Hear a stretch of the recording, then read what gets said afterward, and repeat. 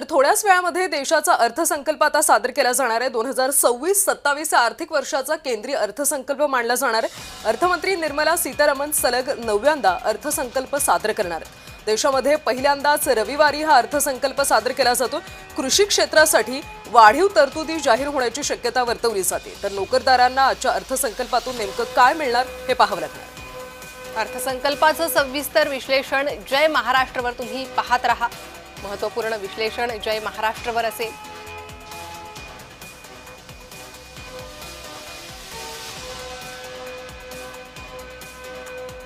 तर अर्थतज्ञ विनायक कुलकर्णी सर सध्या आपल्या सोबत जोडले गेलेले आहेत। कुलकर्णी सर, आपण पाहतोय की आता सलग 9व्यांदा निर्मला सीतारामन देशाचा अर्थसंकल्प मांडणार आहेत। अनेक गोष्टींची सध्या सर्वसामान्यांना अपेक्षा आहे। खरं तर आता 2029 मध्ये निवडणूक आहेत, त्यामुळे या अर्थसंकल्पात काही विशेष असेल असं वाटत नाही, पण तुम्हाला नेमकं काय वाटतं, काय मिळू शकतं या आजच्या अर्थसंकल्पातून? या अर्थसंकल्पामध्ये मला तरी काही फार मोठी अपेक्षा नाहीये, कारण जे काही द्यायचं होतं ते गेल्या वर्षीच्या अर्थसंकल्पामध्ये सर्वसामान्य माणसाला, पगारदारांना ऑलरेडी त्यांनी दिलेलं आहे। या अर्थसंकल्पामध्ये जी मोठी मागणी जी विशेषतः भांडवल बाजाराकडल्या गुंतवणूकदारांकडून होते ती म्हणजे ज्याला दीर्घ मुदतीचा भांडवली नफा कर म्हणजे long term capital gain tax म्हणतात, किंवा short term capital gain tax म्हणजे अल्प मुदतीचा भांडवली नफा कर, यामध्ये काहीतरी थोडी तरी सवलत मिळावी किंवा त्याचं जे पर्सेंटेज आहे ते कमी व्हावं अशी विशेषतः सर्व गुंतवणूकदारांची अपेक्षा आहे। याचं कारण असं आहे की आज सर्वसामान्य माणूस आज म्युच्युअल फंडाकडे वळलेला आहे, म्हणजे भांडवली बाजाराकडेच एक प्रकारे वळलेला आहे, शेअर बाजाराकडे।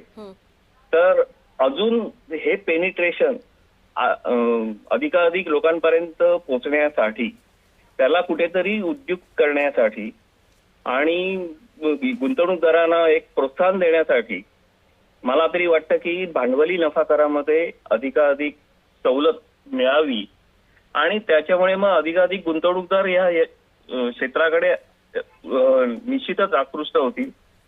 हा एक भाग झाला। दुसरा भाग असा आहे की नवीन जो आयकर कायदा आहे तो आता अंमलात आणला जाणार आहे। म्हणजे जो आधीचा जो होता जुना आयकर कायदा, तर तो आता मोडीत निघालेला आहे। तर त्याच्यामुळे तो नवीन आयकर कायद्याचे जे काही चांगले वाईट जे काही परिणाम अपेक्षित असतील त्याला चांगल्याच परिणामासाठी किंवा ते अधिक चांगलं परिणामात होण्यासाठी किंवा परिणामकारक होण्यासाठी मी असं म्हणेन की या अर्थसंकल्पामध्ये कुठेतरी त्याला पोषक अशा काही तरतुदी किंवा घोषणा मी म्हणेन त्या होण्याची शक्यता आहे।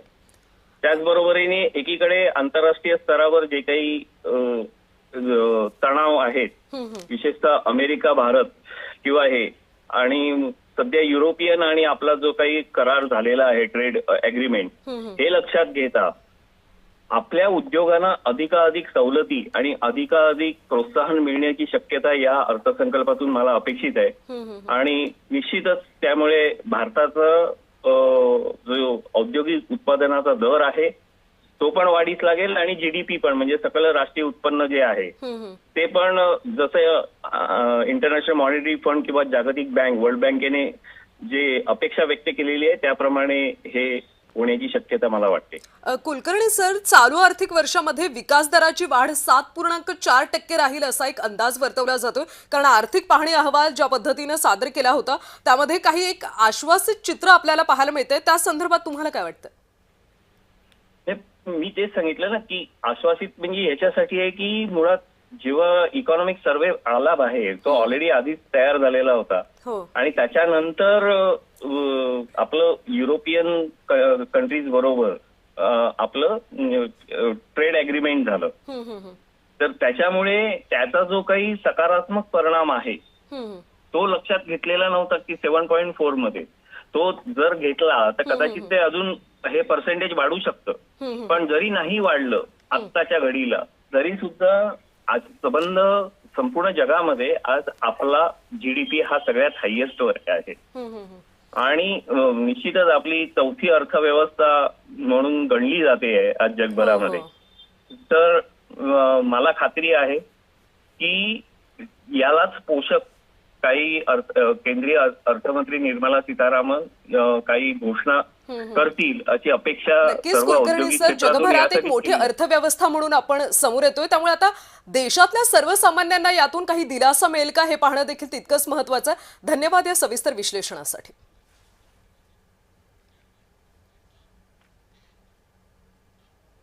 तर अर्थमंत्री निर्मला सीतारामन यांच्या समोरील 5 प्रमुख आव्हानांवर एक नजर टाकूयात.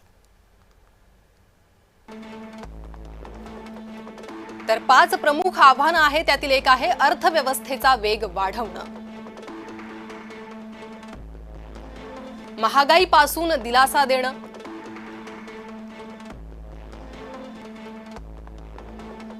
तर बेरोजगारीचा प्रश्न वाढतोय, अशात रोजगाराच्या संधी वाढवणं, अधिकाधिक तरुणांना रोजगार देणं हे एक आव्हान असेल. त्यासोबतच टॅरिफच्या मुद्द्यावर जागतिक समन्वय साधणं.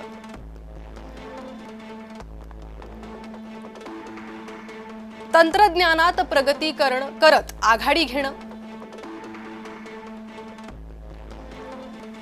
अशी 5 प्रमुख आव्हानं आहे. अर्थव्यवस्थेचा वेग वाढवणं हे एक महत्त्वाचं आव्हान मानलं जातं.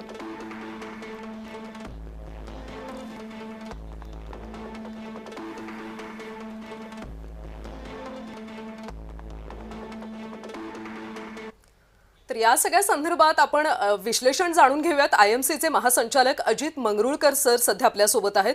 अजित सर, आपण पाहतोय आज अर्थसंकल्प जाहीर होतोय. अख्ख्या देशाचं खरं तर याकडे लक्ष लागून राहिलेलं आहे. आपण गेल्या काही दिवसातल्या घडामोडी पाहिल्या. EU सोबत भारताने ज्या पद्धतीनं करार केला, मात्र एकंदर बाजारामध्ये, आंतरराष्ट्रीय बाजारामध्ये रुपयाचं अवमूल्यन होतंय. त्यामुळे आजच्या या अर्थसंकल्पातून नेमकं काय मिळू शकतं असं तुम्हाला वाटतं? आजच्या बजेटवरनं नक्कीच ग्रोथ ओरिएंटेड असणार आणि तुम्ही जे 5 अहवाल सांगितले आहे की जे आपल्या फायनान्स मिनिस्ट्रीच्या समोर आहे, ते सगळे आपल्याला या बजेटमध्ये दिसतील. नक्कीच ग्रोथ ओरिएंटेड असल्यामुळे एक तर इन्व्हेस्टमेंट इन्फ्रास्ट्रक्चरमध्ये डेफिनेटली दिसेल आपल्याला, कारण की त्याच्यातनंच आपल्याला एक तर रोजगार आपल्याला क्रिएट करता येईल आणि दुसरं टेक्नॉलॉजी एक एकमेव आपण म्हणतो आपल्यासाठी एक साधारण जर आपण म्हटलं की आपण कसं बाकीच्या देशांबरोबर कम्पीट करू शकतो. टेक्नॉलॉजी आजच्या काळात एकमेव साधन आहे आपल्याकडे आणि त्याच्यावर आपल्याला भरपूर दिसेल या बजेटमध्ये. AI, digital plus healthcare. मला वाटतं की या बजेटमध्ये हेल्थकेअरवर पण गव्हर्नमेंट लक्ष देईल आणि सामान्य लोकांसाठी तर ग्रोथ ओरिएंटेड बजेट असणार, म्हणजे ऑपॉर्च्युनिटीज जे आहे ते आपल्याला जास्ती दिसतील. आणि टॅरिफ्सच्या हिशोबाने आपण बाकीच्या देशांमध्ये आपल्या विरुद्ध जे टॅरिफ्स लावतात त्याला तर आपण काही करू शकत नाही, पण आपण ऑल्टरनेटिव्ह मार्केट्स क्रिएट करू शकतो आणि तेच आपण केलं. आता ही जी EUची डील आपण साईन केली आहे त्याच्यावर तर ऑलमोस्ट अमेरिका एवढंच मार्केट आपण आपल्या सगळ्या लोकांसाठी क्रिएट केलं आहे आणि या बजेटमध्ये पण त्याच वेगाने आपल्याला प्रगती दिसेल. आणि एकतर आपलं ग्रोथ 7% GDP ग्रोथ ट्रॅकवर आहे आणि तो आकडा काही खाली येणार नाही. आणि विकसित भारतच्या दृष्टिकोनाने जे आपण सगळी जी हालचाल इतके वर्ष केली त्याच या बजेटमध्ये पण आपल्याला दिसेल. प्लस डिफेन्सवर बहुतेक 10 ते 15% तरी वाढ दिसायची शक्यता आहे. अगदी अगदी अजित सर, आत्मनिर्भर भारत म्हणून आपण पुढे येऊ पाहत आहोत. पंतप्रधान नरेंद्र मोदींनीही याबद्दल अनेकदा प्रतिपादन केलेलं आहे. अशात मग मुद्दा येतो तो छोट्या व्यावसायिकांचा. छोट्या व्यावसायिकांसाठी काय महत्त्वाचं ठरू शकतं, काय दिलासादायक बाब या अर्थसंकल्पात ठरू शकते किंवा ठरली पाहिजे? एक तर आपण जर आपण पाहिलं मागच्या वर्षात जे आपण FTA साईन करतोय ते बेसिकली आपण आपल्या MSMEसाठीच मार्केट क्रिएट करतो आहे. म्हणजे ठीक आहे, आपले सगळे जे लार्ज स्केल इंडस्ट्रीज आहेत त्यांच्यासाठी तर मार्केट आहेच, पण जर तुम्ही जर सगळे जे FTAs पाहिले, आता UKचा पाहिला किंवा आपण ओमानचा पाहिला किंवा आता जो EUचा पाहिला, त्याच्यात MSMEसाठी भरपूर ऑपॉर्च्युनिटीज आहे आणि त्याच्याच पाठीवर आपण या बजेटमध्ये गव्हर्नमेंटचं जितकं प्रोत्साहन किंवा जितकं मदत MSMEला करू शकते ते आपल्याला नक्कीच दिसणार आहे. एक तर जे इन्व्हेस्टमेंट गव्हर्नमेंट करणार आहे, ॲटलिस्ट अपेक्षित आहे इंडस्ट्रीमध्ये, ते बहुतेक या बजेटमध्ये आपल्याला भरपूर दिसायची शक्यता आहे.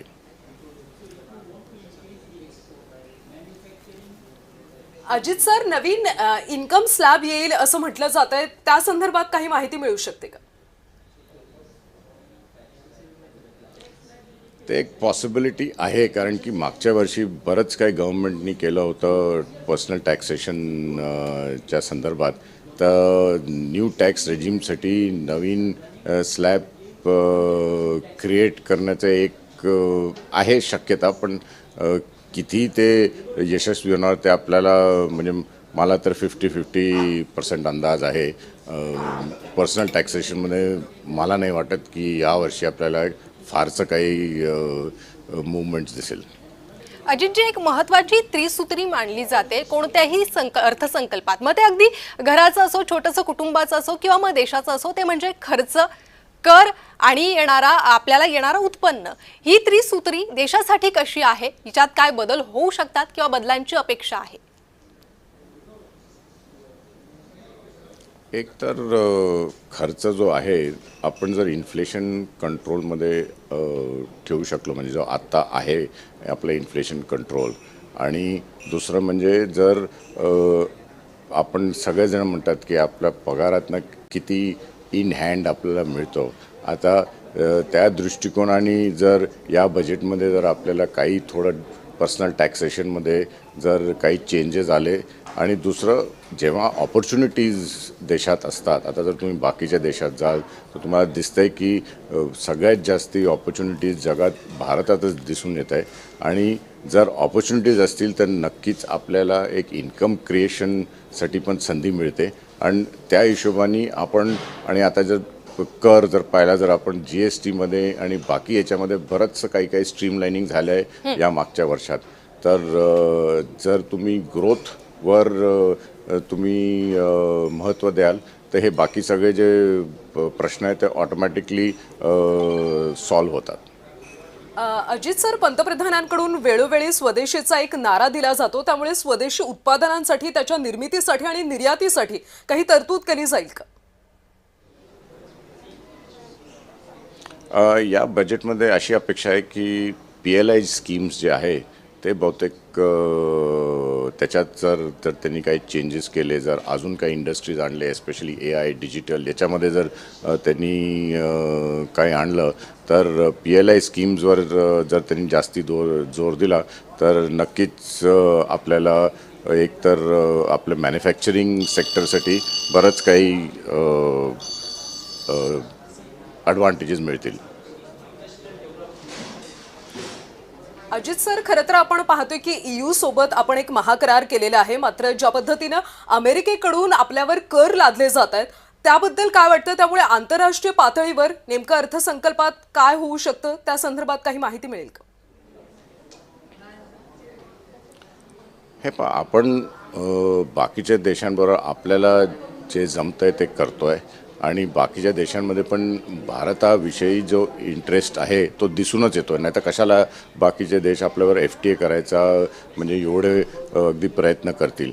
आता टॅरिफ्स जे USनी लावले आहेत त्याच्यावर आपल्याला काही म्हणजे आपल्याला काही करताच येत नाही जर कोणत्या देशांनी आपल्या विरुद्ध टॅरिफ्स लावले. पण आपण त्याच्या विरुद्ध जर ऑल्टरनेटिव्ह मार्केट्स क्रिएट केले तर आपण त्या टॅरिफचे उत्तर द्यायला अगदी रेडी आहोत. तर या बजेटमध्ये आपले जे सगळे FTAs आहेत त्याच्यावरच किती आपण आपल्या बिझनेसेसला प्रोत्साहन देऊ शकतो किंवा ॲडव्हान्टेज देऊ शकतो हे आपल्याला नक्कीच दिसून येईल. नक्कीच तुम्ही म्हणता की टॅरिफला उत्तर देण्यासाठी आपण समर्थ आहोत किंवा तयार आहोत, मात्र ज्या पद्धतीनं आंतरराष्ट्रीय पातळीवर डॉलरच्या तुलनेमध्ये रुपया घसरतोय त्याचं नेमकं काय करायचं?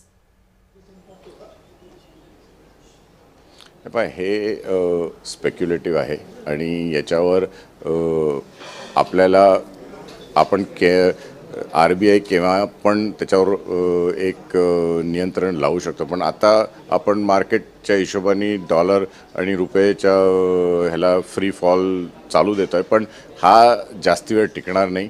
कारण की जसं आपलं इकॉनॉमी अजून काय म्हणतात सशक्त होत जाईल आणि आपण अजून त्याच्यावर एस्पेशली या बजेटनंतर मला वाटतं की रुपी स्टेबलाइज होईल. अगदी अजित सर, आपण जर पाहिलं तर एक सगळ्यात महत्त्वाचा मुद्दा जो वर्षानुवर्ष उपस्थित करण्यात येतो तो आहे रोजगारीचा.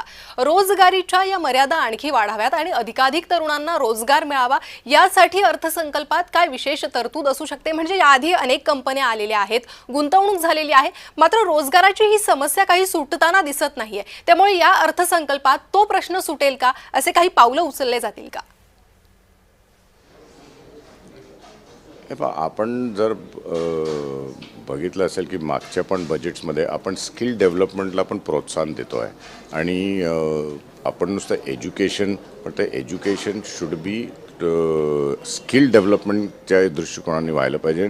ते आपण करतो आहे. म्हणजे या बजेटमध्ये मला तर वाटतं की स्किल डेव्हलपमेंटच्या दृष्टिकोनाने आपल्याला बरंच काही दिसायला मिळेल. कारण की जर स्किल्स डेव्हलप झाले तरच व्यवस्थित रोजगार आपल्याला देता येईल आहे. कारण की नुसतं मॅन्युफॅक्चरिंग करून आणि जर एज्युकेशन त्या मॅन्युफॅक्चरिंगच्या लाईनीवर येत नसेल तर आपण रोजगार देणार. तर मला वाटतं स्किल डेव्हलपमेंट हा एक महत्त्वाचा प्रश्न आहे जो बजेट्सवर आपण त्याच्यावर आपल्याला गव्हर्नमेंटने प्रोत्साहन दिलं आहे. आणि या बजेटमध्ये पण आपल्याला बहुतेक तेच दिसणार आहे की स्किल्सवर कॉन्सन्ट्रेशन नक्कीच करेल हे बजेट.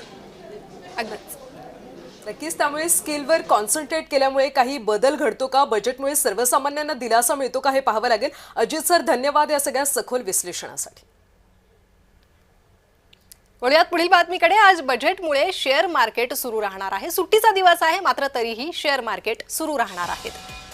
सकाळी 9:30 वाजता शेअर मार्केट सुरू झालेलं आहे. आज सुट्टी आहे, रविवार आहे, मात्र आज पहिल्यांदाच रविवारी अर्थसंकल्प सादर केला जातो. त्यामुळे सुट्टीचा दिवस असून सुद्धा शेअर मार्केट सुरू राहणार. त्यामुळे शेअर मार्केटमध्ये आता नेमकी काय उलथापालथ होते हे पाहणं सुद्धा महत्त्वाचं आहे. सकाळी 9:30 वाजता शेअर मार्केट सुरू झालंय. आज बजेट आहे, देशाचं बजेट आज सादर केलं जातंय. आज रविवार असून सुद्धा बजेट सादर केलं जातं आणि त्यामुळेच आज अशा पद्धतीनं शेअर मार्केट सुद्धा सुरू आहे. आता बजेट सादर झाल्यानंतर शेअर मार्केट उसळी घेतं, मुसंडी घेतं की खाली येतं हे पाहणं महत्त्वाचं आहे. तर शेअर मार्केट आज सुट्टीच्या दिवशीही सुरू आहे. इतिहासात पहिल्यांदा रविवारच्या दिवशी अर्थसंकल्प सादर होत आहे आणि त्यामुळे आज शेअर मार्केटही खुलं आहे. सुट्टीच्या दिवशी शेअर मार्केट खुलं आहे. 9:30 वाजल्यापासून शेअर मार्केट हे सुरू झालेलं आहे. आज अत्यंत महत्त्वाची बातमी म्हणजे आज अर्थसंकल्प सादर होतोय. देशाचा अर्थसंकल्प सादर होतोय. इतिहासात पहिल्यांदाच रविवारी अर्थसंकल्प सादर होणार आहे आणि त्यामुळे शेअर मार्केट आज सुरू असणार आहे.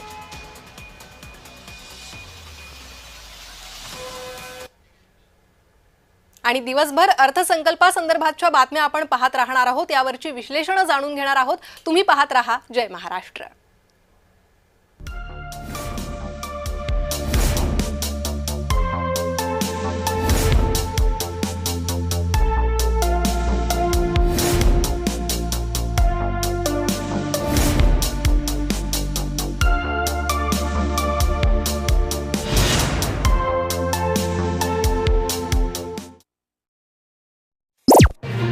आपल्या टीव्हीवर आपलं चॅनल, एअरटेलवर 543 क्रमांकावर पाहत रहा जय महाराष्ट्र. महिला नेता करताना देखील वेळ बराच घेतला असं वाटतं. हो, मला अशी आशा होती की स्वतःहून पक्ष. सुनेत्रा पवारांकडे 3 खात्यांचा पदभार सोपवण्यात आलाय. सुनेत्रा पवारांना अर्थ खातं नाहीये. राज्यपालांबद्दल खातेबद्दल घोषित करण्यात आलंय. सुनेत्रा पवार यांनी उपमुख्यमंत्री पदाची शपथ घेतली. सुनेत्रा पवार राज्याच्या पहिल्या महिला उपमुख्यमंत्री आहेत.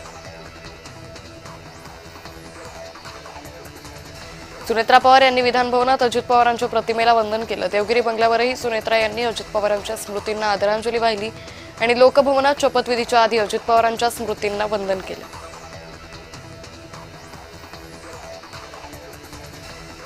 पंतप्रधान मोदींनी सुनेत्रा पवारांचं अभिनंदन केलंय. मला विश्वास आहे की त्या राज्यातील जनतेच्या कल्याणासाठी काम करतील आणि अजितदादा पवार यांचं स्वप्न पुढे नेतील असं म्हणत पंतप्रधानांनी शुभेच्छा दिल्या. दुःखात असताना शुभेच्छा कशा देऊ अशी तिरकी प्रतिक्रिया रोहित पवार यांनी दिली आहे.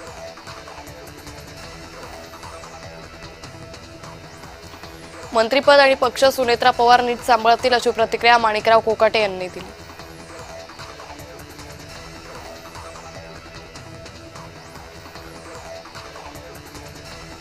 सुनेत्रा पवार महिलांना न्याय देतील अशी प्रतिक्रिया सुनेत्रा पवार यांनी शपथ घेतल्यानंतर सना मलिक यांनी दिली.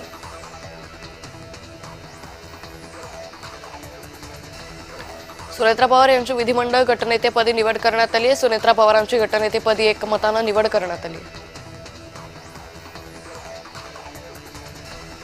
दोन्ही राष्ट्रवादीच्या विलिनीकरणाची घाई का असा सवाल छगन भुजबळांनी उपस्थित केला. राष्ट्रवादीचे अध्यक्ष पटेल नाही पाटील असावा असा सल्ला राज ठाकरे यांनी राष्ट्रवादी काँग्रेसला दिला. जय आणि पार्थ यांनी आईला साथ द्यावी असं वक्तव्य मराठा आंदोलक मनोज जरांगे यांनी केले. दोन्ही मुलांनी आईसोबत खंबीरपणे उभं राहणं गरजेचं आहे असंही मनोज जरांगे म्हणाले.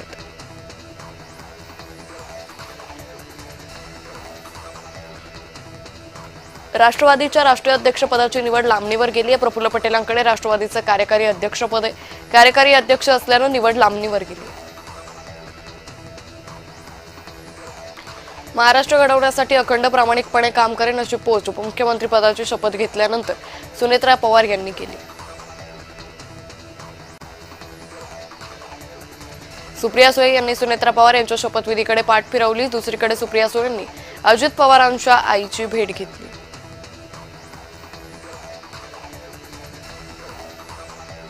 कोल्हापूर जिल्हा परिषद आणि पंचायत समितीच्या निवडणुकीच्या पार्श्वभूमीवर उपमुख्यमंत्री एकनाथ शिंदे रविवारी कोल्हापूर दौऱ्यावर जाणार आहे. मुख्यमंत्री देवेंद्र फडणवीसांनी देवगिरी सुनेत्रा सांत्वन पत्रही सुनेत्रा पवारांना दिलं. सुनेत्रा पवारांकडे 3 खात्यांचा पदभार सोपवण्यात आलाय. सुनेत्रा पवारांना अर्थ खातं नाही, राज्यपालांवर खातेबदल घोषित करण्यात आली आहे. सुनेत्रा पवार यांनी उपमुख्यमंत्री पदाची शपथ घेतली आहे. सुनेत्रा पवार राज्याच्या पहिल्या महिला उपमुख्यमंत्री आहेत. सुनेत्रा पवार यांनी विधान भवनात अजित पवारांच्या प्रतिमेला वंदन केलं. देवगिरी बंगल्यावरही सुनेत्रा यांनी अजित पवारांच्या स्मृतींना आदरांजली वाहिली आणि लोकभवनात शपथविधीच्या आधी अजित पवारांच्या स्मृतींना वंदन करण्यात आलं. पंतप्रधान मोदींनी सुनेत्रा पवारांचं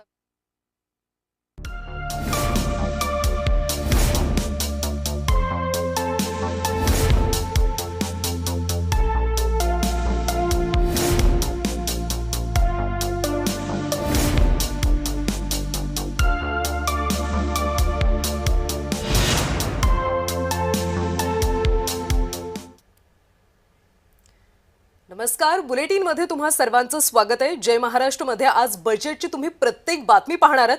थोड्याच वेळात देशाचा अर्थसंकल्प आता सादर केला जाणार आहे. 2026-27 या आर्थिक वर्षाचा केंद्रीय अर्थसंकल्प आज मांडला जाणार आहे. अर्थमंत्री निर्मला सीतारमण सलग 9व्यांदा अर्थसंकल्प सादर करणार आहेत. देशामध्ये पहिल्यांदाच रविवारी हा अर्थसंकल्प सादर केला जाणार आहे. यामध्ये कृषी क्षेत्रासाठी वाढीव तरतुदी जाहीर होण्याची शक्यता वर्तवली जाते.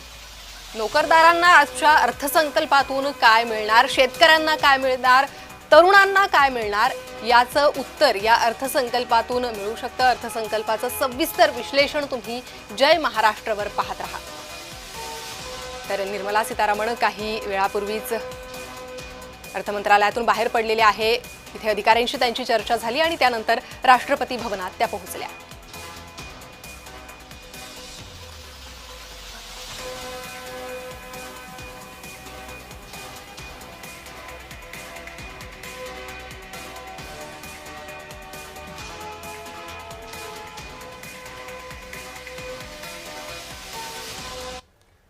तर आयएमसीच्या उपसंचालक शीतल कार्लो सध्या आपल्यासोबत आहेत. तर शीतलजी, तुम्हाला नेमकं काय वाटतं की आजच्या अर्थसंकल्पातून काय मिळेल? सर्वसामान्यांना दिलासा मिळेल असं चित्र पाहायला मिळते का? एक प्रकारे ज्या पद्धतीने आपण आर्थिक पाहणी अहवाल पाहिला होता त्यातून असं दिसतंय का आजच्या अर्थसंकल्पात नेमकं काय मांडलं जाईल?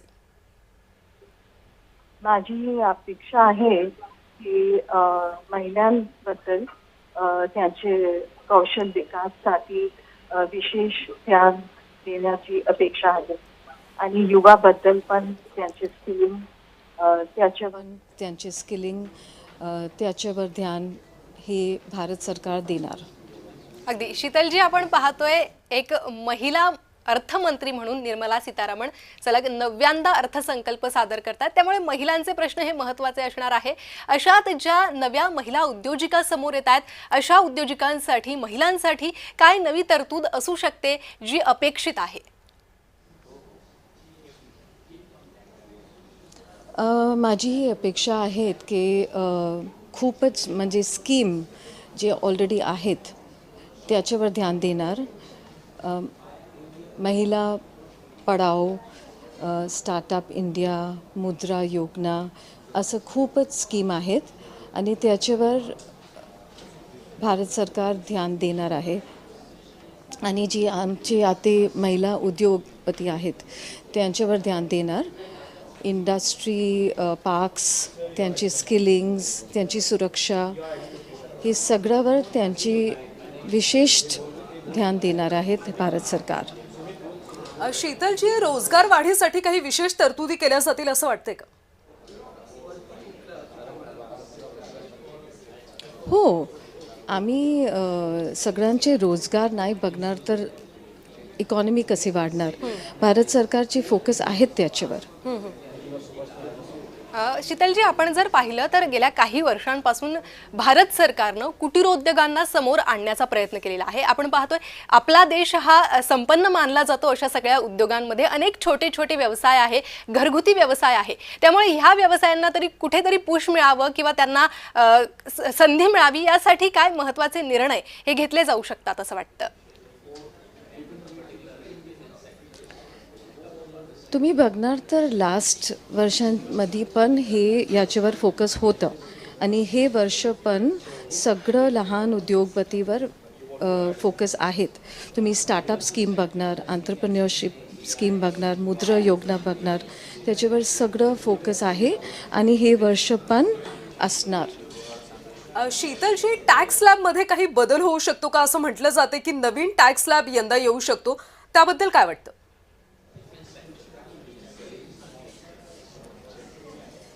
टॅक्स रिबेटमध्ये मला जास्त चेंज नाही वाटत. कदाच जे टॅक्स स्लॅब आहेत त्याच्यावर थोडंसं ध्यान शिफ्ट असणार, पण जास्त नाही. शीतलजी, आपण पाहतोय नवनवीन गुंतवणुकीचे आता संधी समोर येते. सोन्यात गुंतवणूक होत होती, मात्र आपण सध्या सोन्याचे दर बघतोय. त्या संदर्भातला एक प्रश्न आहे की त्या दरांसंदर्भात काही महत्त्वाचा निर्णय या अर्थसंकल्पात होऊ शकतो का? आणि आणखी महत्त्वाचं म्हणजे क्रिप्टो करन्सी सारख्या आणि काही गुंतवणुकी या समोर येत आहे, त्याला भारत सरकार कसं प्रोत्साहन देईल? बघा, डिजिटलायझेशन्स, क्रिप्टो हे सगळं प्रोग्रेसिव्ह मोड आहेत. ह्याच्याबद्दल फोकस आहे, पण क्रिप्टोसाठी आय थिंक ते लोक वेट करणार. नक्की शीतलजी, आपण ज्या पद्धतीने पाहतो की आंतरराष्ट्रीय बाजारामध्ये सध्या रुपया घसरतोय आणि डॉलरच्या तुलनेत रुपया अतिशय कमकुवत झाल्याचं आपण पाहतोय, त्या सगळ्या दृष्टीनं काही तरतुदी होऊ शकतात का अर्थसंकल्पात? आता हे मार्केट सगळं असंच आहेत. गोल्ड वाढणार तर डॉलर कमी होणार, हे तर मार्केटच्या वरती आहे. आणि ट्रम्प प्रशासनानं ज्या पद्धतीने टॅरिफ लावलेत त्याचा परिणाम भारतावर आपण सगळेच सध्या पाहतोय, त्यामुळे त्या दृष्टिकोनातून काही पावले उचलली जातील का? बघा, हे आमचे भारत सरकारची फोकस खूपच छान आहेत. कुठे काय पण असणार, आम्ही मेक इन इंडिया, आमचे स्किलिंग, आमचे कारोबार त्याच्यावर ध्यान देऊन आमचे टॅक्सेशन जे एक्सपोर्ट इम्पोर्टचे टॅक्सेशनचे रिबेट आहेत त्याच्यावर फोकस करणार, तर आम्हाला काही फरक नाही पडत. केंद्र सरकारकडून नेहमी सांगितलं जातं की आत्मनिर्भर भारत, आणि त्यामुळे त्या दृष्टिकोनातून नेमकी इथल्या उद्योजकांसाठी काही भरीव अशी तरतूद यंदाच्या अर्थसंकल्पात असेल का? हो, ऑलरेडी ते आहेत ना. मेक इन इंडियाला खूपच स्कीम आहेत, स्टँडअप इंडिया आहेत, आंतरप्रन्युअरशिप युवा शक्तीसाठी स्कीम केलेले आहेत, आणि जे आमचे MSMEs आहेत त्यांचे पण PLI स्कीम्स आहेत. आणि खूपच फोकस भारत सरकारची मेक इन इंडिया आत्मनिर्भर भारतवर आहे. नक्की शीतलजी, धन्यवाद या सगळ्या सविस्तर विश्लेषणासाठी. त्यामुळे आजच्या अर्थसंकल्पातून निर्मला सीतारामन नेमक्या काय तरतुदी मांडतील, काय सांगतील हे पाहणं अतिशय महत्त्वाचं आहे. धन्यवाद तुमच्या विश्लेषणासाठी. तर दुसरीकडे एक महत्त्वाची बातमी आता समोर येते. केंद्रीय मंत्रिमंडळाच्या बैठकीला सुरुवात झालेली आहे. अर्थसंकल्पाला थोड्याच वेळात मंजुरी मिळणार आहे. आज देशाचा अर्थसंकल्प मांडला जाणार आहे आणि त्याआधी केंद्रीय मंत्रिमंडळाच्या बैठकीला आता सुरुवात झाल्याची माहिती मिळते. या केंद्रीय मंत्रिमंडळाच्या बैठकीमध्ये बजेटला मंजुरी दिली जाईल आणि त्यानंतर हा अर्थसंकल्प मांडला जाणार. काही वेळापूर्वीच निर्मला सीतारामन अर्थ मंत्रालयातून बाहेर पडल्या. या ठिकाणी त्यांची महत्त्वाची बैठक झाली होती. अर्थतज्ज्ञांसोबत, अधिकाऱ्यांसोबत त्यांची बैठक झाली. त्यानंतर रेड टॅब घेऊन, लाल टॅब घेऊन त्या बाहेर पडल्या, राष्ट्रपती भवनाकडे गेल्या आणि आता महत्त्वाची मंत्रिमंडळ बैठक, केंद्रीय मंत्रिमंडळाची अर्थसंकल्पासंदर्भात ही बैठक. तर केंद्रीय मंत्रिमंडळाच्या या बैठकीला सुरुवात झालेली आहे. 2026चा हा अर्थसंकल्प सर्वसामान्यांसाठी काय घेऊन आलेला आहे, काय मोठं गिफ्ट सर्वसामान्यांना मिळू शकतं, याकडे आता देशवासियांचं लक्ष लागलेलं आहे. आणि याच अर्थसंकल्पाच्या बैठकीला सुरुवात झालेली आहे. थोड्याच वेळात हा अर्थसंकल्प सादर होणार आहे. अगदी 20 ते 15 मिनिट या अर्थसंकल्पाला आहे सादर होण्याला. त्यामुळे या अर्थसंकल्पाकडे आता लक्ष लागलंय.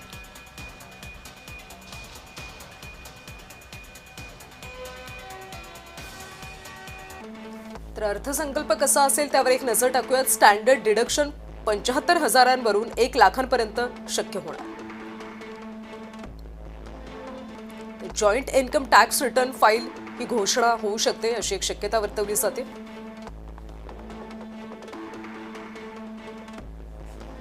नव्या आयकर प्रणालीत सुद्धा ATD ही सवलत मिळू शकते अशी एक शक्यता आहे. जुनी आयकर प्रणाली रद्द होऊ शकते.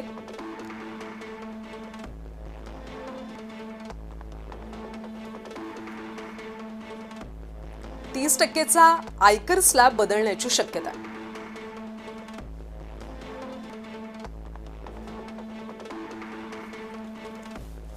गृह कर्जदारांना व्याजदरातून दिलासा मिळू शकतो.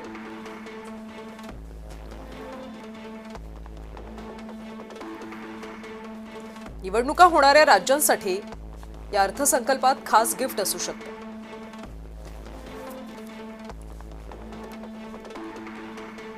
किसान सन्मान निधीची रक्कम 6,000वरून 9,000 होण्याची शक्यता आहे.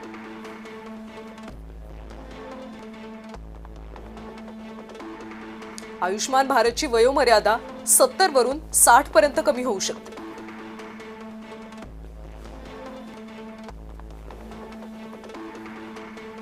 नव्या अमृत भारत आणि वंदे भारत ट्रेन गाड्यांच्या घोषणेची एक मोठी शक्यता वर्तवली जाते. पर्यटन उद्योगाला चालना देण्यासाठी मोठ्या घोषणेची शक्यता आहे.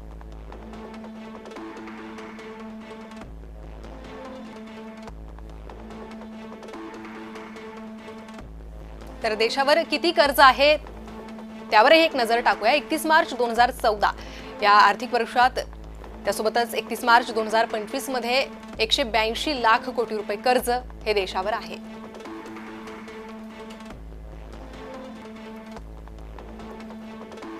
तर दरडोई कर्जावरही एक नजर टाकूया. मार्च 2023 मध्ये 3.9 लाख कोटी रुपये कर्ज हे देशावर होतं.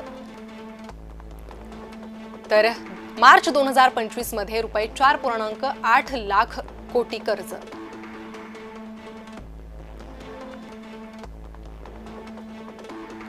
कोणत्या मंत्रालयाला किती निधी मिळेल त्यावर नजर टाकूया. संरक्षण मंत्रालयाला 6.81 लाख कोटी रुपये. रस्ते वाहतुकीला 2.87 लाख कोटी रुपये मिळतील. रेल्वेला 2.55 लाख कोटी रुपये मिळाले. या निधीची तरतूद करण्यात आलेली आहे, ज्यात गृह मंत्रालयाला 2.33 लाख कोटी रुपये,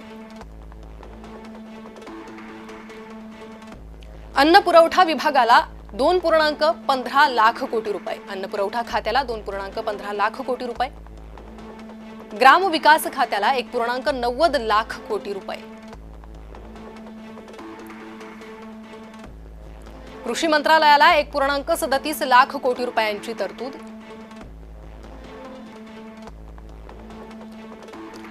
शिक्षण खात्याला 1.87 लाख कोटी रुपये, जलशक्तीसाठी 99,503 कोटी रुपये, शहर विकासासाठी 96,777 कोटी रुपये. अशा प्रकारे या निधीची तरतूद करण्यात आलेली आहे. तर 2026-27 आर्थिक वर्षाचा केंद्रीय अर्थसंकल्प आता काही वेळातच मांडला जाणार आहे. निर्मला सीतारमण सलग 9व्यांदा हा अर्थसंकल्प सादर करणार आहेत. आज रविवार सुट्टीचा दिवस आहे, मात्र आज देशाचं बजेट सादर केलं जाणार आहे आणि त्यामुळे शेअर मार्केट सुद्धा सुरू आहे.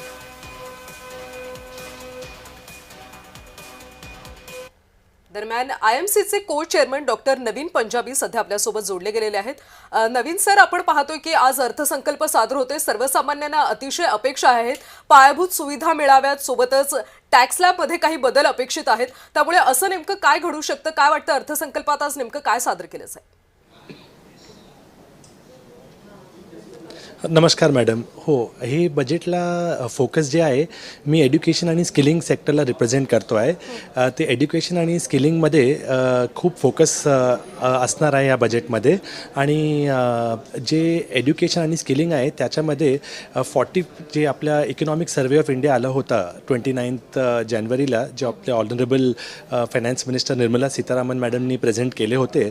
त्यामध्ये चॅप्टर 11 सांगत आहे की 44% of people leave education to take employment आणि 0.47% only undertake formal स्किलिंग. तो जे स्किलिंग आहे ते लेस दॅन 1% लोक जे आहे ते घेत आहे. तर ह्या बजेटमध्ये जे स्किलिंगवर फोकस आहे ते असणार. आणि इंडस्ट्री अकॅडमिया पार्टनरशिप असं इंडस्ट्री रेलेव्हंट स्किलिंगला खूप अपेक्षा आहे की फोकस या बजेटमध्ये होणार आहे. दुसरी जो विषय आहे की जे CSR फंड्स आहे त्याला स्किलिंगमध्ये यायला काही पॉलिसीमध्ये बदल फेर करायची अशी पण अपेक्षा या बजेटमध्ये आपल्याला आहे. नक्की स्किल डेव्हलपमेंटसाठी यावेळी लक्ष दिलं जाईल असं तुम्ही म्हणता. सध्या AI तंत्रज्ञान सुद्धा येतंय, तर त्यासाठी सुद्धा काही विशेष तरतूद केली जाईल का? येस, स्किलिंगमध्ये जे व्होकेशनल स्किल्स आहेत त्याच्यामध्ये फोकस असणार. आणि एड्युकेशनमध्ये AI याला खूप महत्त्व भेटणार आहे. मेकॅन्झीची एक रिपोर्ट आलेली आहे, त्याच्यामध्ये त्यांनी हे अर्थ काढलेला आहे की AIचा महत्त्व सगळे कंपनीजला पाहिजे. 850 कंपनीचे सर्वे केलं होतं त्यांनी की त्यांना AI पाहिजे, पण जे ॲडॉप्शन आहे ते खूप स्लो आहे. ॲडॉप्शन मतलब तुम्ही कसं AI त्याच्या प्रोसेसेसमध्ये इंटिग्रेट केलं आहे ते खूप फास्ट नाही होत आहे, त्याला खूप वेळ लागणार आहे असं ते रिपोर्ट सांगत आहे मेकॅन्झीची. पण AIवर फोकस असणार, कारण AI लिटरसी आपल्याला जे आपल्या जे आपल्या यूथ आहे त्यांना स्किल करायचं आहे, तर त्यांना AIची जाणकारी आणि अडॉप्टेबिलिटी दोघेवर फोकस होणार आहे. तो या बजेटमध्ये AI आणि स्किलिंग या दोन विषयावर खूप फोकस होणार आहे. अगदी डॉक्टर नवीनजी, जसं तुम्ही म्हणाले की तुम्ही शिक्षण आणि कौशल्य याला रिप्रेझेंट करत आहात, याला सादर करत आहात, त्याप्रमाणे जर आपण सध्या पाहिलं तर बेरोजगारी हा एक मोठा मुद्दा आहे. आणि तीच बेरोजगारी सॉल्व्ह करण्याचा एक महत्त्वाचा फॉर्म्युला म्हणजे शिक्षण आणि स्किलिंग अर्थात कौशल्य ही आहे. तर हा पाया आणखी मजबूत करण्यासाठी काय नवीन तरतुदी केल्या पाहिजे, काय नवीन पर्याय असू शकतात?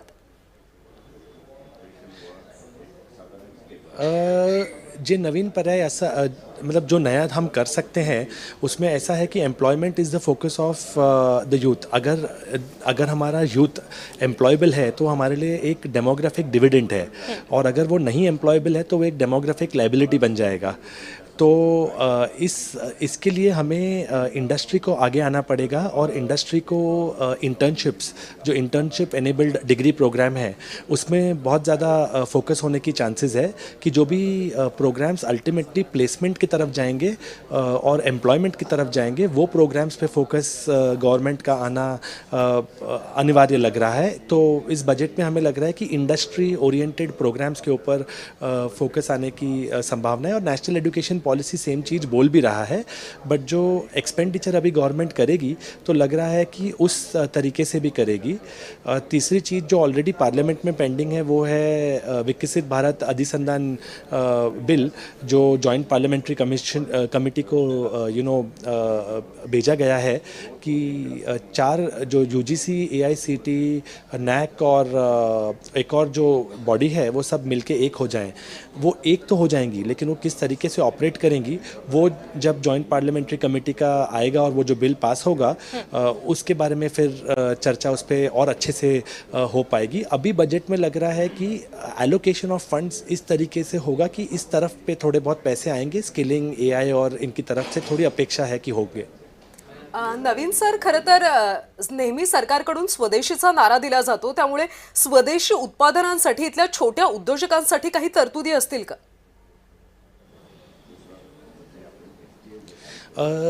हो, डेफिनेटली असं जे उद्योग आहे आपल्या, त्याच्यावर खूप सबसिडी येण्याची basically single time one time assistance आने की संभावनाएं लग रही हैं, नॉट अ कंटिन्यूस असिस्टेंस।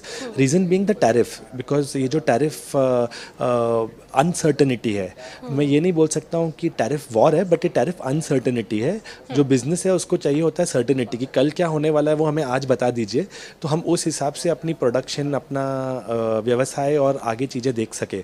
तो वो हिसाब से लग रहा है कि ये जो टैरिफ्स के ऊपर जो अनसर्टनिटी है उसको रिड्यूस करने के लिए one time production linked incentive, ऐसा कुछ टाइप का इस बजट में मेंशन होने की संभावनाएं हैं। वो किस नाम से आते हैं वो फ़र्क नहीं पड़ेगा हमें, लेकिन कुछ तो एक वन टाइम इंसेंटिव के टाइप में, किस रूप में कि स्मॉल बिजनेसेस प्रोटेक्ट हो सकें एंड वो लोग कुछ कर सकें, इसके बारे में संभावनाएं लग रही हैं। नवीन सर, ज्या पद्धतीने तुम्ही म्हणताय की व्यावसायिकाला एक प्रकारची सुरक्षितता हवी असते, मात्र ज्या पद्धतीने ट्रम्प प्रशासनाकडून टॅरिफ लावले जातात त्याचा कसा परिणाम होतो आणि तो परिणाम होऊ नये यासाठी अर्थसंकल्पात काय असू शकतं?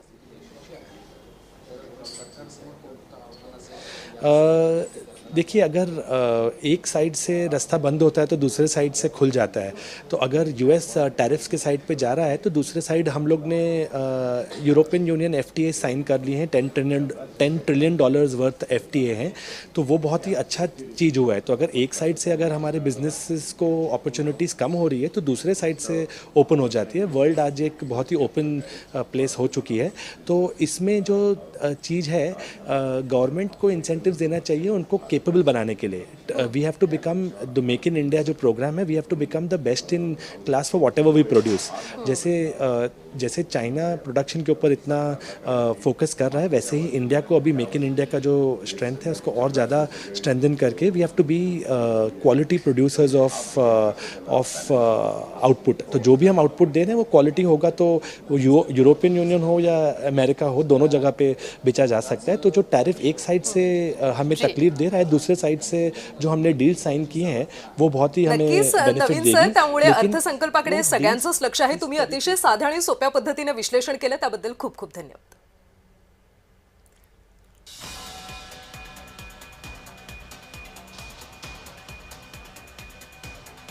अर्थसंकल्पाकडे आपलं लक्ष असेल। आणखी एक महत्त्वाची बातमी पाहूयात। युवा सेना नवदिव्यांग फाउंडेशन तर्फे वॉकथॉनचं आयोजन करण्यात आलेलं आहे। वॉकथॉनमध्ये नागरिकांचा मोठ्या संख्येने सहभाग पाहायला मिळतोय। तर वॉकथॉनचं आयोजन करण्यात आलेलं आहे। लहान मुलांसह ज्येष्ठ नागरिक या वॉकथॉनमध्ये मोठ्या उत्साहाने सहभागी झालेले आहे। युवा सेना नवदिव्यांग फाउंडेशन तर्फे या वॉकथॉनचं आयोजन करण्यात आलेलं आहे।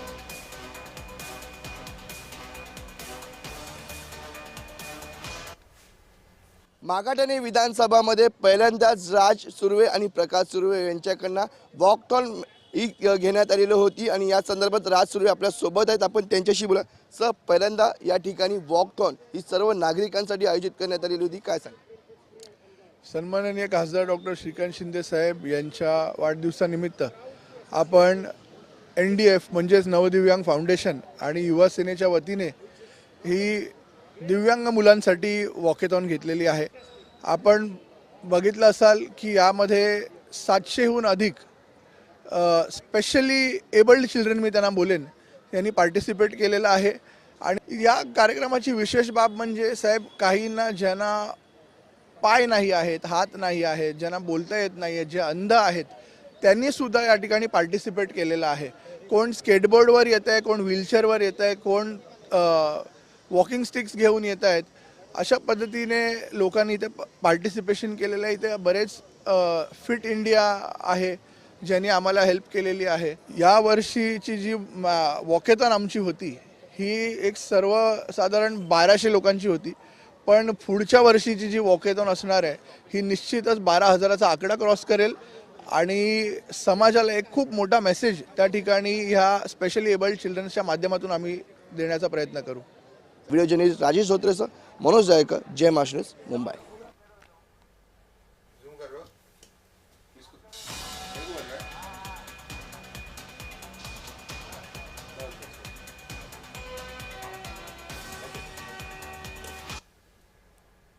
एक महत्त्वाची बातमी पाहूयात. बुलढाणा अर्बन चॅरिटेबल ट्रस्ट द्वारा संचलित बुलढाणा शहरातील सहकार विद्या मंदिर प्रशालेमध्ये भारताचा 77वा प्रजासत्ताक दिन मोठ्या उत्साहात साजरा करण्यात आला. सहकार विद्या मंदिर शाळा तसेच सहकार डिफेन्स अकॅडमीच्या विद्यार्थ्यांनी अत्यंत दिमाखदार संचलनाद्वारे तिरंग्याला मानवंदना दिली आहे. संस्थेच्या SSC आणि CBSE माध्यमाच्या शाळांमधील विद्यार्थ्यांनी अत्यंत हिरहिरीने आपल्या गुणांचे दर्शन घडवले. विद्यार्थ्यांनी योगा, मलखांब या साहसी क्रीडा प्रकारांच्या थरारक प्रात्यक्षिकांद्वारे पालकांना आणि उपस्थितांना मंत्रमुग्ध केलंय. या कार्यक्रमाचं वैशिष्ट्य म्हणजे भारतीय सैन्य दलानं अतुलनीय पराक्रम दाखवत यशस्वी केलेल्या ऑपरेशन सिंदूरचे नाटकीय सादरीकरण करण्यात आले. क्रीडा ज्योतीच्या प्रज्वलनाबरोबरच मान्यवरांनी विद्यार्थ्यांना मार्गदर्शन केलंय. तसेच गुणवंत विद्यार्थ्यांचा सत्कार करण्यात आलाय. बुलढाणा अर्बन संस्थेचे संस्थापक अध्यक्ष श्रीमान राधेश्यामजी चांडक, बुलढाणा अर्बन पतसंस्थेचे विद्यमान चेअरमन डॉक्टर सुकेशजी झव्वर आणि बुलढाणा अर्बन चॅरिटेबल ट्रस्टच्या अध्यक्षा डॉक्टर सौ कोमल झव्वर यांनी मानवंदना स्वीकारली. युवा पिढीच्या हाती देशाचे भवितव्य अत्यंत उज्ज्वल आहे याची प्रचिती या कार्यक्रमातून आली आहे.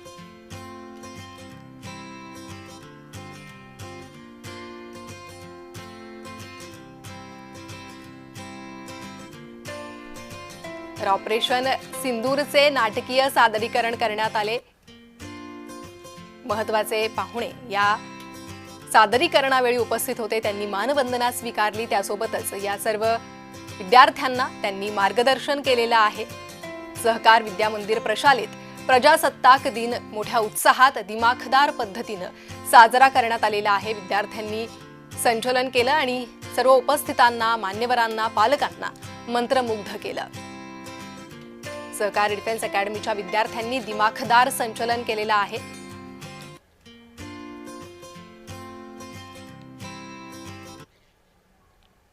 आणि तुर्ताच्या बातम्यांसह बुलेटिनमध्ये वेळ झाली आहे थांबण्याची. मात्र अर्थसंकल्पासंदर्भातल्या बातम्या पाहत रहा जय महाराष्ट्रवर.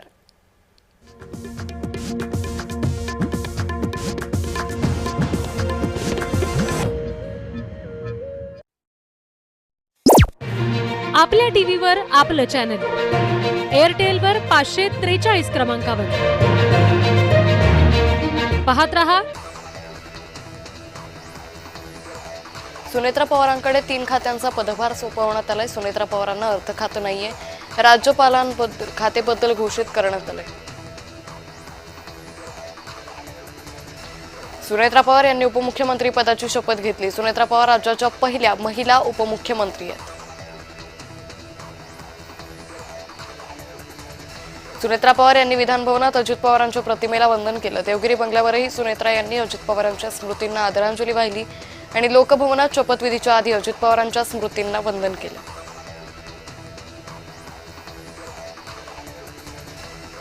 पंतप्रधान मोदींनी सुनेत्रा पवारांचं अभिनंदन केलंय. मला विश्वास आहे की त्या राज्यातील जनतेच्या कल्याणासाठी काम करतील आणि अजितदादा पवार यांचं स्वप्न पुढे नेतील असं म्हणत पंतप्रधानांनी शुभेच्छा दिल्या. दुःखात असताना शुभेच्छा कशा देऊ अशी तिरकी प्रतिक्रिया रोहित पवार यांनी दिली आहे.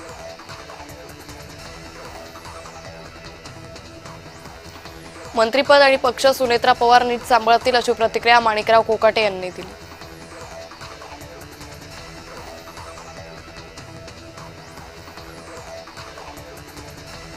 सुनेत्रा पवार महिलांना न्याय देतील अशी प्रतिक्रिया सुनेत्रा पवार यांनी शपथ घेतल्यानंतर सना मलिक यांनी दिली.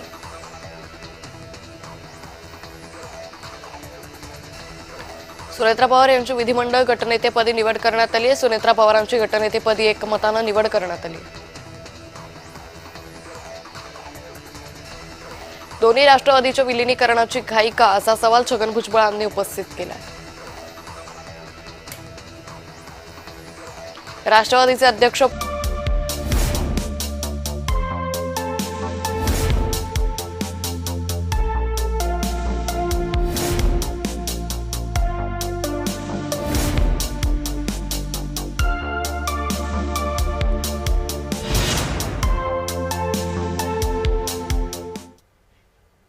पुन्हा एकदा जय महाराष्ट्राच्या अर्थसंकल्पीय विश्लेषणामध्ये आपलं स्वागत.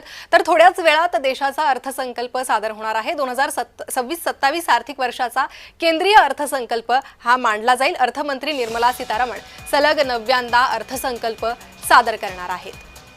तर देशात पहिल्यांदाच रविवारी हा अर्थसंकल्प आज सादर केला जातो. यामध्ये कृषी क्षेत्रासाठी वाढीव तरतुदी जाहीर होण्याची शक्यता आहे. नोकरदारांना आजच्या अर्थसंकल्पातून नेमकं काय मिळणार हे पाहावं लागेल. त्यामुळे अर्थसंकल्पाचं सविस्तर विश्लेषण आपण जय महाराष्ट्रावर पाहूया. 2026-27 आर्थिक वर्षाचा अर्थसंकल्प मांडला जातो.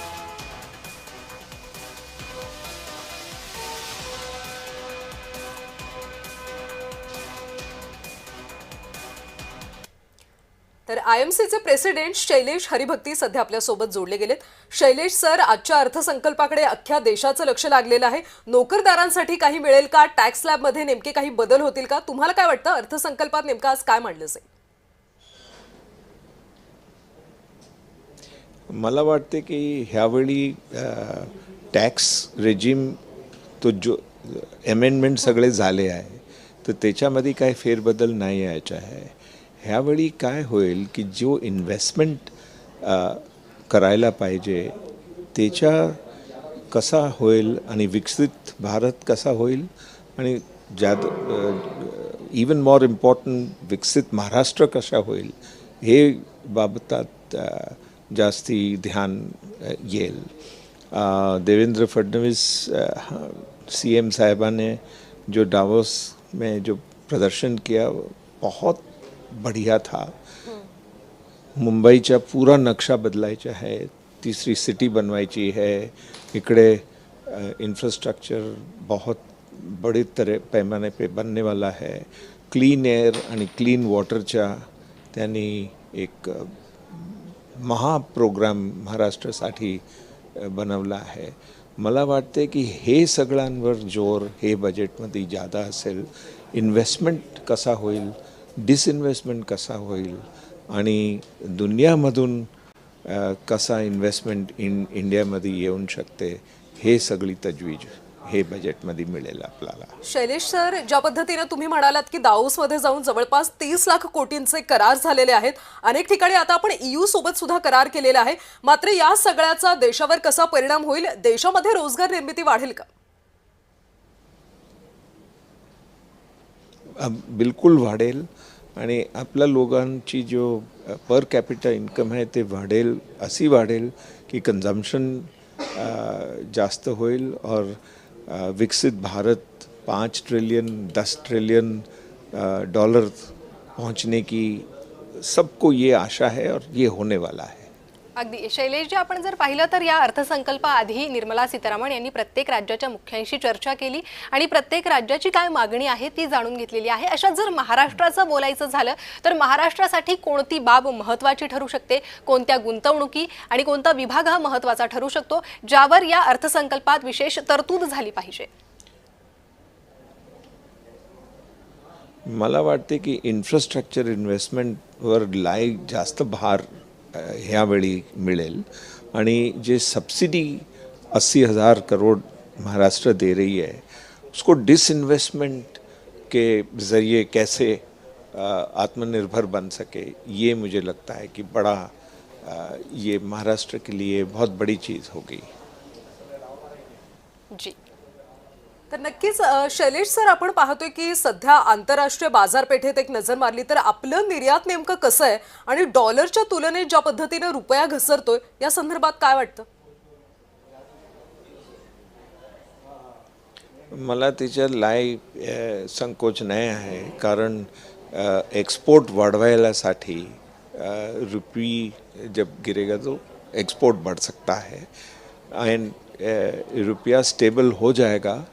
लेकिन आज हमारी जो शक्ति है रुपये में वो इतनी ज़्यादा है. डोमेस्टिक यहाँ महाराष्ट्रामध्ये या इंडियामध्ये जो पर्चेसिंग पॉवर पॅरिटी है त्याच्यामुळे आपल्या लोकांना त्याच्या नुकसान नाही होते, पण जे एक्सपोर्ट होते ते वाढते. तर मला काय त्याची चिंता जास्त नाही आहे.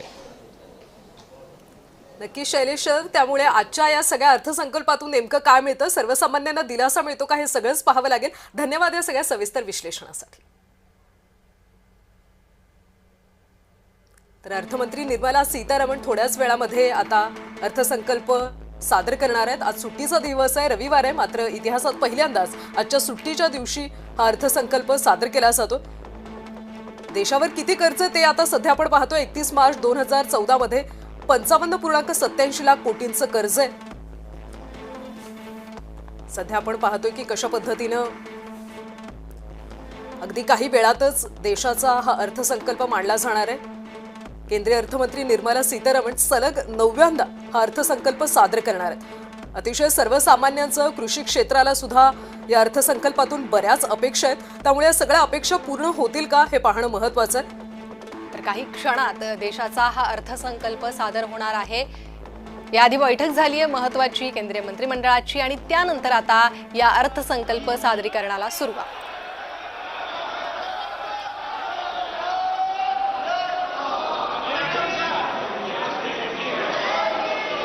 आइटम नंबर 1, माननीय वित्त मंत्री श्रीमती निर्मला सीतारमन जी.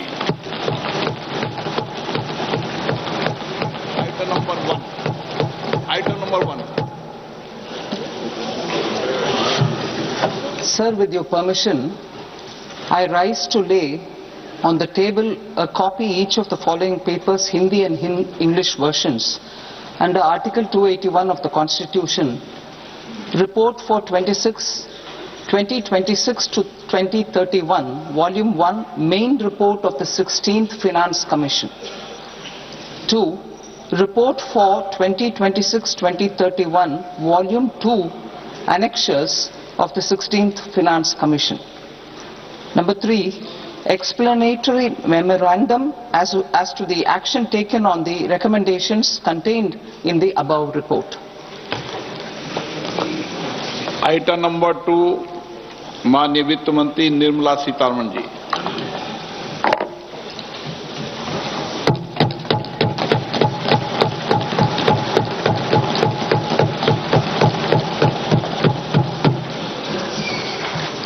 Honorable Speaker, sir, on the sacred occasion of Magh Purnima and the birth anniversary of Guru Ravidas, I present the budget for the year 2026-2027. Since we assumed office 12 years ago, India's economic trajectory has been marked by stability, fiscal discipline, sustained growth, and moderate inflation.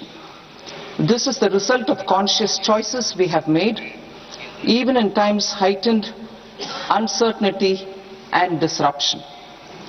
Our government, led by Honorable Prime Minister Modi, has decisively and consistently chosen action over ambivalence, reform over rhetoric, and people over populism. We have pursued far-reaching structural reforms, fiscal prudence and monetary stability, whilst maintaining a strong thrust on public investment. Keeping Atmanirbharta as a lodestar, we have built domestic manufacturing capacity, energy security, and reduced critical import dependencies. Simultaneously, we have ensured that citizens benefit from every action of the government, undertaking reforms to support employment generation, agricultural productivity, household purchasing power, and universal services to people. These measures have delivered a high growth rate of around 7% and helped us make substantial strides in poverty reduction and improvement in the lives of our people. Today, we face an external environment in which trade and multilateralism are imperiled and access to resources and supply chains are disrupted. New technologies are transforming production systems while sharply increasing demands on water, energy, and critical minerals. India will continue to take confident steps towards Vikasit Bharat, balancing ambition with inclusion. As a growing economy with expanding trade and capital needs, India must also remain deeply integrated with global markets, exporting more and attracting stable long-term investment. As I begin Part A, I want to express my gratitude to the people for standing firmly with us as we forge our way together towards becoming one of the largest economies of the world.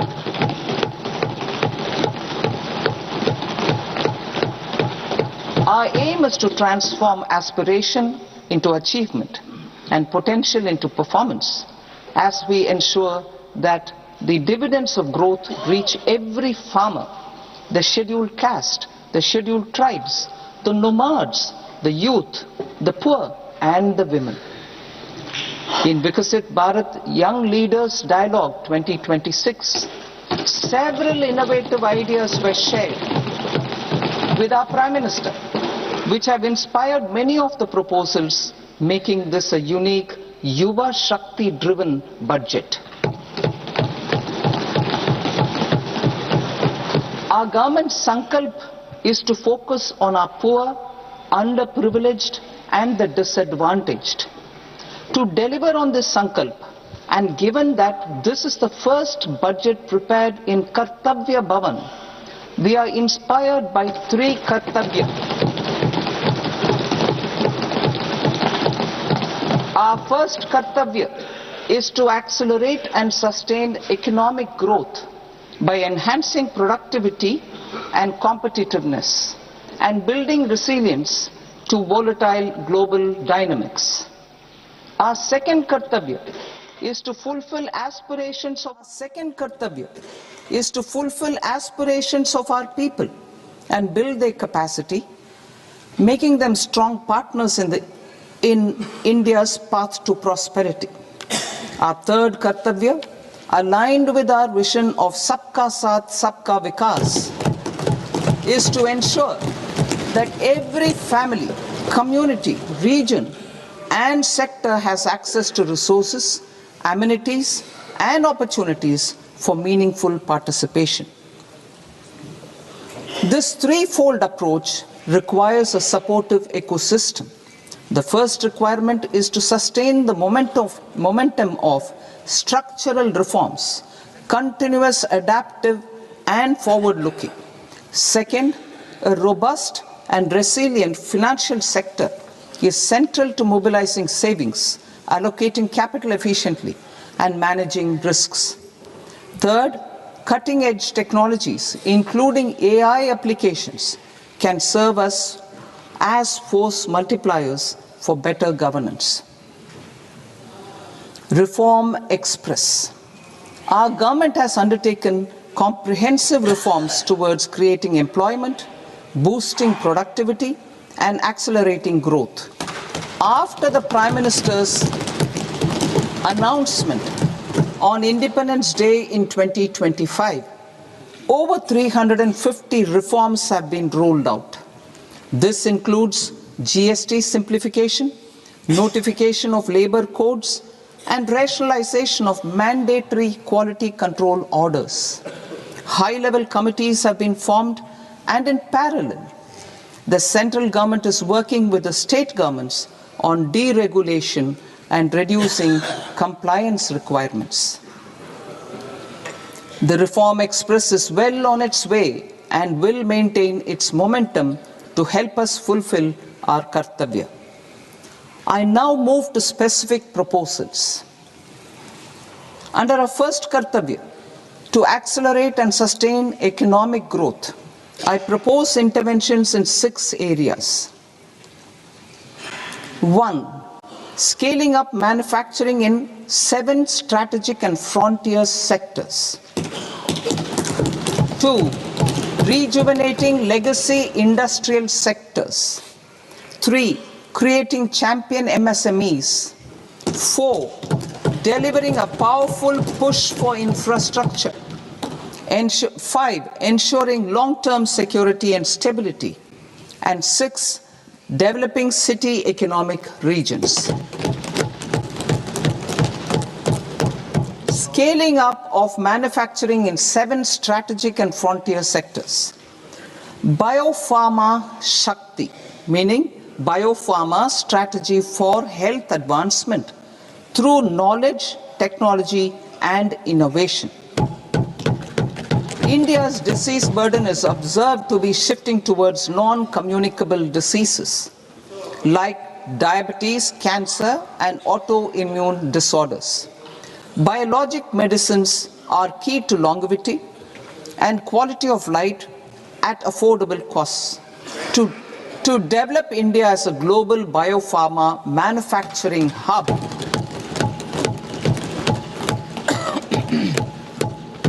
I propose the Biopharma Shakti with an outlay of 10,000 crores over the next 5 years. This will build the ecosystem for domestic production of biologics and biosimilars. The strategy will include a biopharma-focused network with 3 new national institutes of pharmaceutical education and research, popularly known as NIPERs, and upgrading 7 existing ones. It will also create a network of 1,000 accredited India clinical trials sites. We propose to strengthen the Central Drug Standard Control Organization to meet global standards and approve timeframes through and approval timeframes through a dedicated scientific review cadre and specialists. India's Semiconductor Mission 1.0 expanded India's semiconductor sector capabilities.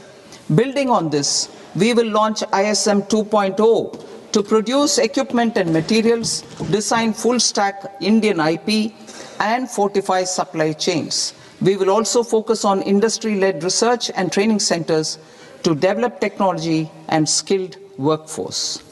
The Electronics Components Manufacturing Scheme, launched in April 2025, with an outlay of 22,919 crores, already has investment commitments at double the targets. We propose to increase the outlay to 40,000 crores to capitalize on this momentum.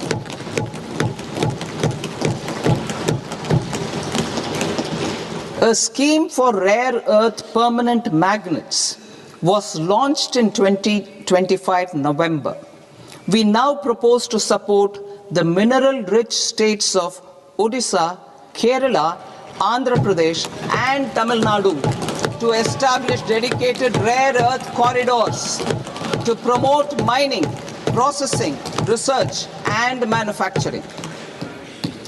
To enhance domestic chemical production and reduction import dependency and reduce import dependency, we will launch a scheme to support states in establishing 3 dedicated chemical parks through challenge route on a cluster-based plug-and-play model. Strong capital goods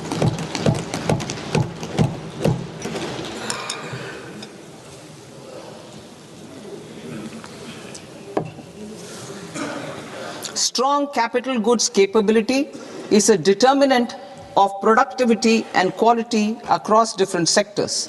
Towards building this capacity, I propose the following.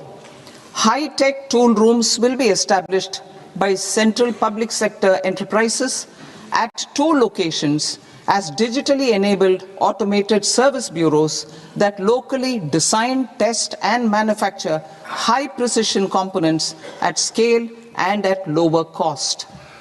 2. A scheme for enhancement of construction and infrastructure equipments will be introduced to strengthen domestic manufacturing of high value and technologically advanced CIE.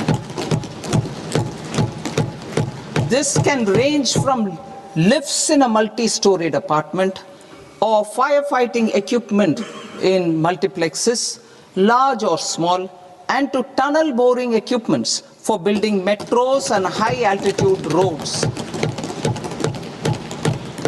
I also propose a scheme for container manufacturing to create a globally competitive container manufacturing ecosystem with a budgetary allocation of 10,000 crores over a 5-year period.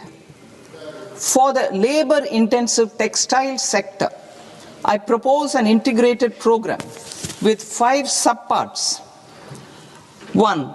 The National Fiber Scheme for self-reliance in natural fibers, such as silk, wool and jute, man-made fibers, and new age fibers. Textile expansion and employment scheme to modernize traditional clusters with capital support for machinery, technology upgradation, and common testing and certification centers. 3. The National Handloom and Handicraft Program to integrate and strengthen existing schemes and ensure targeted support for weavers and artisans. Tex Eco Initiative to promote globally competitive and sustainable textiles and apparels. Samarth 2.0 to modernize the upgrade the textile skilling ecosystem through collaboration with industry and academic institutions.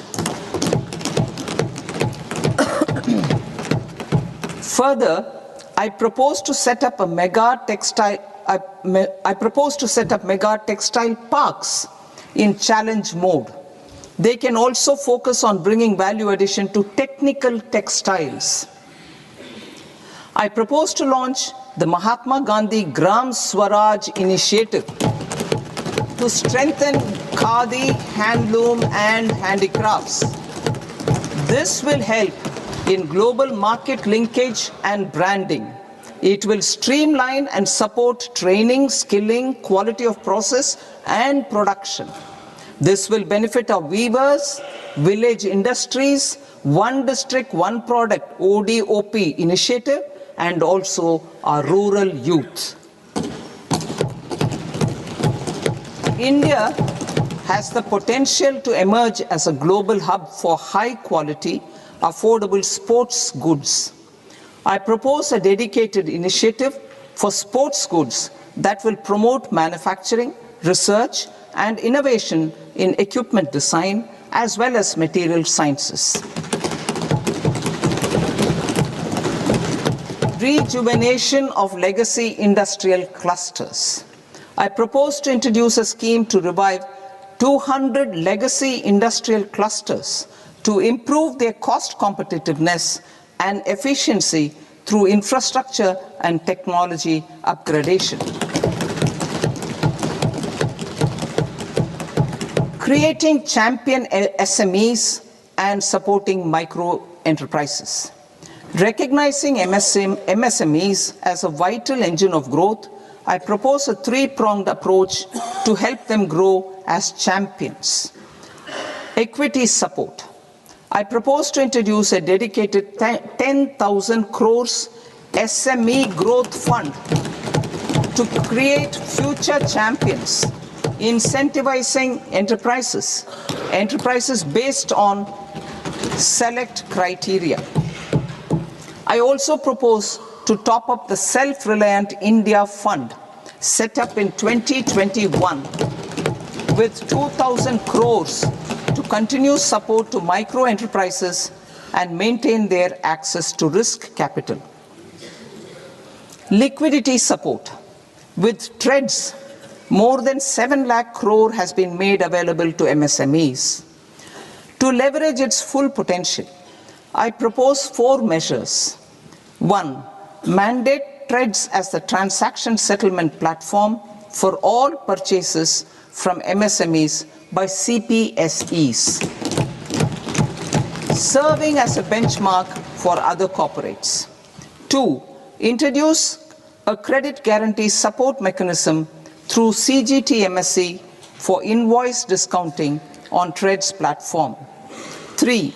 Link GEM with TREDS for sharing information with financiers about government purchases from MSMEs, encouraging cheaper and quicker financing. 4. Introduce TREDS receivables as asset-backed securities, helping develop a secondary market, enhancing liquidity and settlement of transactions. Professional support. Government will facilitate professional institutions such as the ICAI, ICSI, ICMAI to design short-term modular courses and practical tools to develop a cadre of corporate mitras, especially in Tier 2 and Tier 3 towns. These accredited para-professionals will help MSMEs meet compliance requirements at affordable costs. Infrastructure. During this past decade, our government has undertaken several initiatives for large-scale enhancement of public infrastructure, including through new financing instruments such as Infrastructure Investment Trust (InvITs) and Real Estate Investment Trust (REITs), and institutions like NIIF and NABFID. We shall continue to focus on developing infrastructure in cities with over 5 lakh population, that is Tier 2, Tier 3 cities, which have expanded to become growth centers.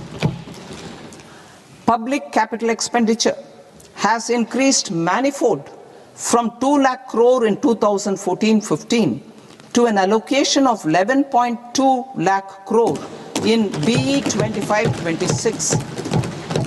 In this coming year, that is financial year 2026-27, I propose to increase it to 12.2 lakh crores to continue the momentum.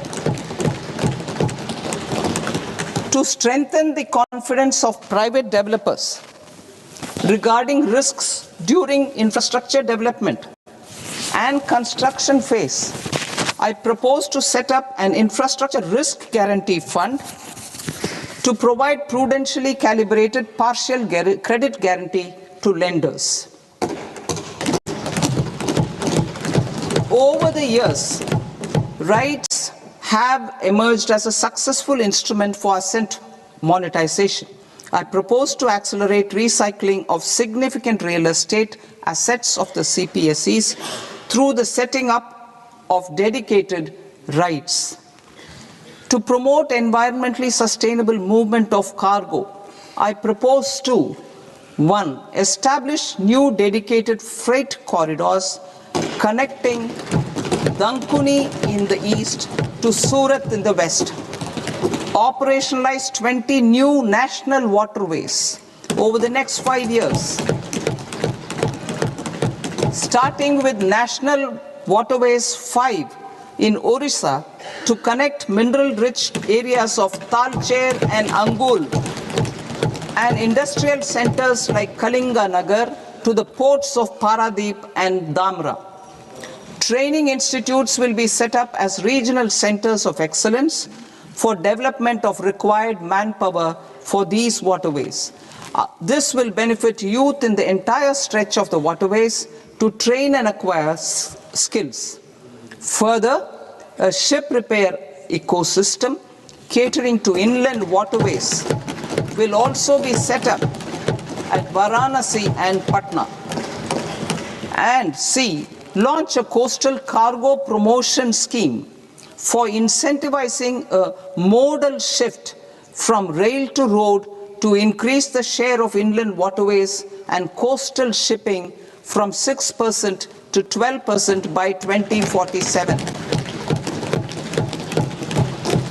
To enhance last mile and remote connectivity and promote tourism, I propose to give incentives to indigenize manufacturing of seaplanes. A seaplane VGF scheme will be also introduced to provide support for operations. Carbon capture, utilization and storage. Aligning with the roadmap launched in December 2025, the carbon capture, utilization and storage technologies at scale will achieve higher readiness and in end-use application across 5 industrial sectors, including power, steel, cement, refineries, and chemicals. An outlay of 20,000 crore is proposed over the next 5 years for this purpose. City economic regions. Cities are India's engines of growth, innovation, and opportunities. We shall now focus on Tier 2, Tier 3 cities, and even temple towns, which need modern infrastructure and basic amenities. This budget aims to further amplify the potential of cities to deliver the economic power of agglomerations by mapping city economic regions based on their specific growth drivers. An allocation of 5,000 crore per CER over 5 years is proposed for implementing their plans through a challenge mode with a reform-cum-result-based financing mechanism.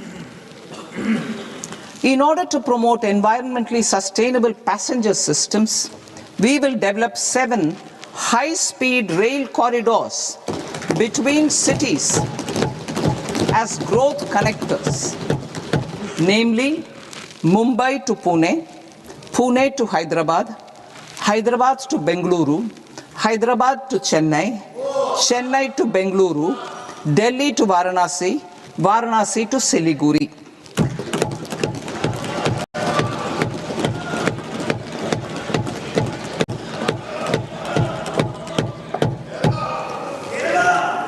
Financial sector. The Indian banking sector today is characterized by strong balance sheet, historic highs in profitability, improved asset quality, and coverage exceeding 98% of villages in the country. At this juncture, we are well placed to futuristically evaluate the measures needed to continue on the path of reform-led growth of this sector. I propose setting up a high-level committee on banking for Vikasit Bharat. High-level committee on banking for Vikasit Bharat to comprehensively review the sector and align it with India's next phase of growth, while safeguarding financial stability, inclusion, and consumer protection. The vision for NBFCs for Vikasit Bharat has been outlined with clear targets for credit disbursement and technology adoption in order to achieve scale and improve efficiency in the public sector NBFCs. As a first step, it is proposed to restructure the Power Finance Corporation and Rural Electrification Corporation. I propose a comprehensive review of the foreign exchange management non-debt instruments rules to create a more contemporary, user-friendly framework for foreign investments consistent with India's evolving economic priorities. Corporate bond market. I propose to introduce a market-making framework with suitable access to funds and derivatives on corporate bond indices. I also propose to introduce total return swaps on corporate bonds. Municipal bonds. To encourage the issuance of municipal bonds, of higher value by larger cities, I propose an incentive of 100 crore rupees for a single bond issuance. 100 crore rupees for a single bond issuance of more than 1,000 crore. The current scheme under Amrit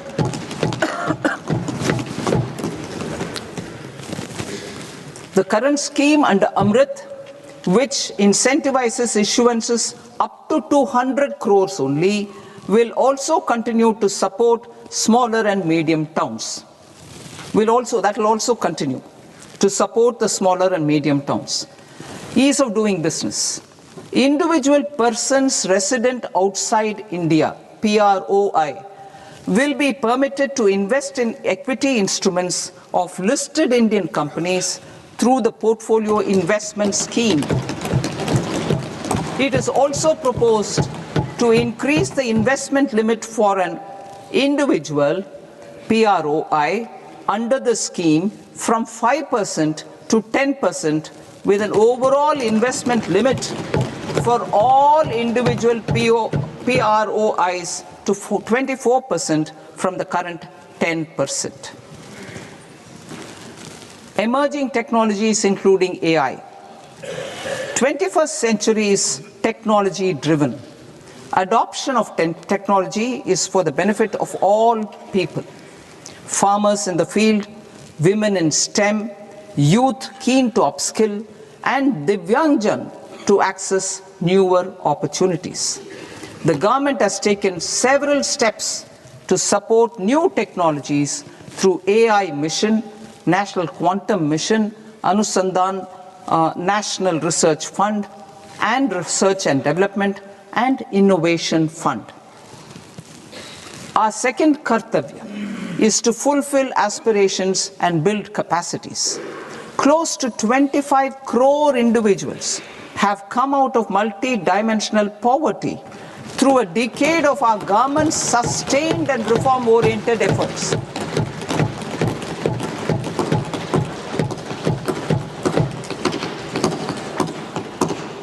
Our government has therefore decided to place a renewed emphasis on the service sector to provide a pathway to fulfilling aspirations of a youthful India with the following measures. I propose to set up a high-powered education to employment and enterprises standing committee to recommend measures that focus on services sector as a core driver of Vikasit Bharat.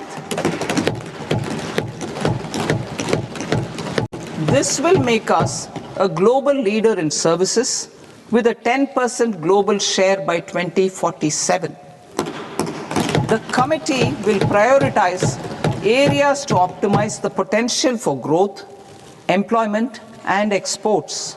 They will also assess the impact of emerging technologies, including AI, on jobs and skill requirements and propose measures thereof. To create a range of skilled career pathways, a new range of skilled career pathways for our youth, I propose interventions in the following sectors. Health. Existing institutions for allied health professionals will be upgraded and new AHP institutions established in private and government sectors. This will cover 10 selected disciplines, including optometry, radiology, anesthesia, OT technology, applied psychology, and behavioral health, and add 1 lakh AHPs over the next 5 years. A strong care system covering geriatric and allied care services will be built. A variety of NSQF aligned programs will be developed to train multi-skilled caregivers, combining core care and allied skills such as wellness, yoga, and operation of medical assistive devices. In the coming year, 1.5 lakh caregivers will be trained.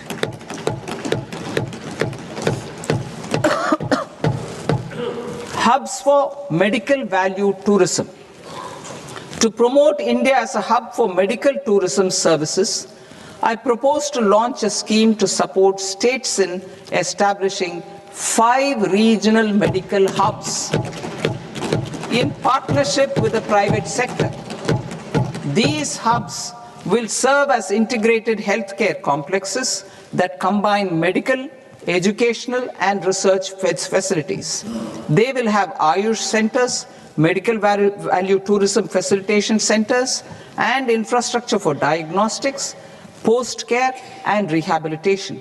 These hubs will provide diverse opportunities, job opportunities for health professionals, including doctors and AHPs.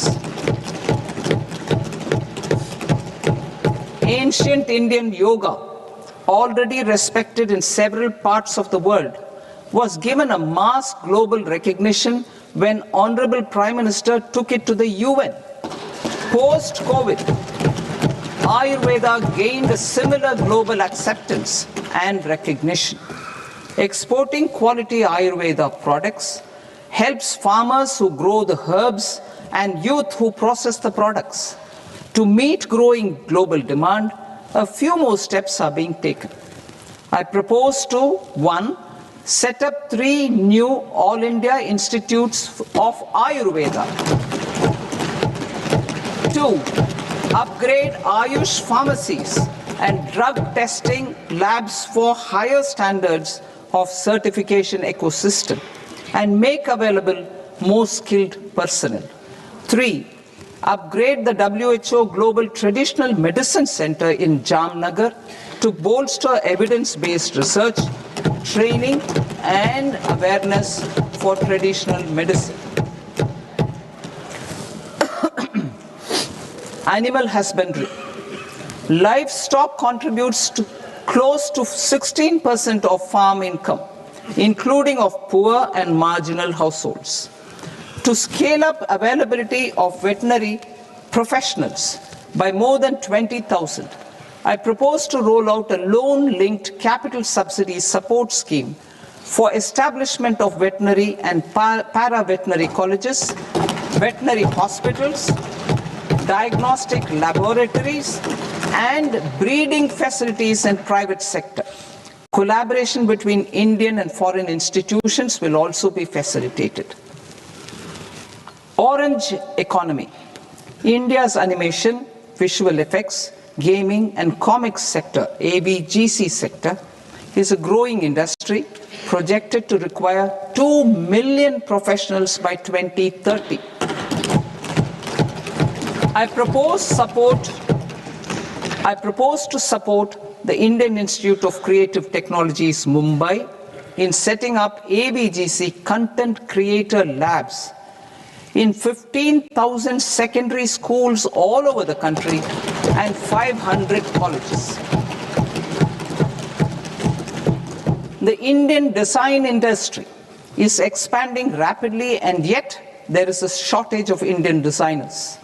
I propose to establish, through Challenge Route, a new National Institute of Design to boost design education and development in the eastern region of India.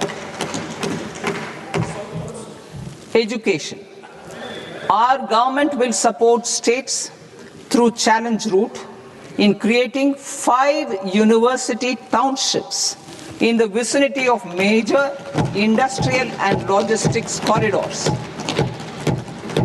These planned academic zones will host multiple universities, colleges and research institutions, skill centers and residential complexes. In higher education, STEM institutions, prolonged hours of study and laboratory work pose some challenges for girl students. Through VGF, Viability Gap Funding and capital support, 1 girls' hostel will be established in every district.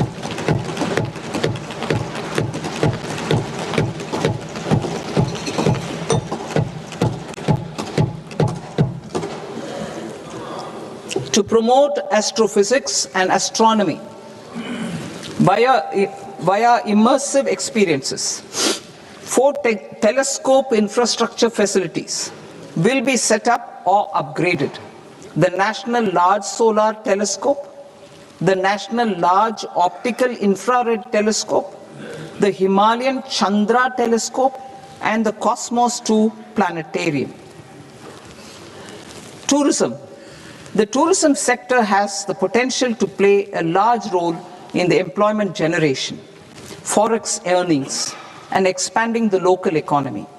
I propose to set up a National Institute of Hospitality by upgrading the existing National Council for Hotel Management and Catering Technology. It will function as a bridge between academia, industry, and government. I also propose a pilot scheme for upskilling 10,000 guides in 20 iconic tourist sites through a standardized, high-quality, 12-week training course in hybrid mode in collaboration with the Indian Institute of Management. A national destination digital knowledge grid will be established to digitally document all places of significance, cultural, spiritual, and heritage. This initiative will create a new ecosystem of jobs for local researchers, historians, content creators, and technology partners. India has the potential and opportunity to offer world-class trekking and hiking experience. We will develop ecologically sustainable mountain trails in Himachal Pradesh, Uttarakhand, and Jammu Kashmir. Also in Araku Valley in the Eastern Ghats and Podigai Malai in the Western Ghats. Turtle trails along key nesting sites in the coastal areas of Odisha, Karnataka, and Kerala. And 3 bird watching trails along the Pulikat Lake in Andhra Pradesh, Tamil Nadu. It's on the border. Under the visionary leadership of Honorable Prime Minister, we established the International Big Cat Alliance in 2024. This year, India is hosting the first ever Global Big Cat Summit, where heads of governments and ministers from 95 range countries will deliberate on collective strategies for conservation. Heritage and culture tourism. I propose to develop 15 archaeological sites, including Lothal, Dolavira, Rakhi Gadi, Adichanallur, Sarnath, Hastinapur, and Leh Palace into vibrant experiential cultural destinations. Excavated landscapes will be open to the public through curated walkways. Immersive storytelling skills and technologies will be introduced to help conservation labs, interpretation centers, and guides. The sports sector provides multiple means of employment, skilling, and job opportunities. Taking forward the systematic nurturing of sports talent, which is set in motion through the Khelo India program earlier, I propose to launch a Khelo India mission to transform the sports sector over the next decade. The mission will facilitate an integrated talent development pathway supported by training centers, which are foundational, intermediate, and elite levels. B, systematic development of coaches and support staff. C, integration of sports science and technology. D, competitions and leagues to promote sports culture and provide platforms. And E, development of sports infrastructure for training and competition. Our third Kartavya aligns with our vision of Sabka Saath, Sabka Vikas towards Vikasit Bharat. This requires targeted efforts for 1. Increasing farmer incomes through productivity enhancement and entrepreneurship, with special attention to small and marginal farmers. B. Empowering Divyangjan through access to livelihood opportunities, training, and high-quality assistive devices. C. Empowering the vulnerable to access mental health and trauma care. D. Focus on the Purvodaya states and the Northeast region to accelerate development and employment opportunities. Fisheries. We will undertake initiatives for integrated development of 500 reservoirs and Amrit Sarovars. 2. Strengthen the fisheries value chain in coastal areas and enable market linkages involving startups and women-led groups together with fish farmer producer organizations. Animal husbandry. To provide quality employment opportunities in rural and peri-urban areas, we will support the animal husbandry sector in entrepreneurship development through A. A credit-linked subsidy program, B. Scaling up and modernization of livestock enterprises, C. Enhanced creation of livestock, dairy, and poultry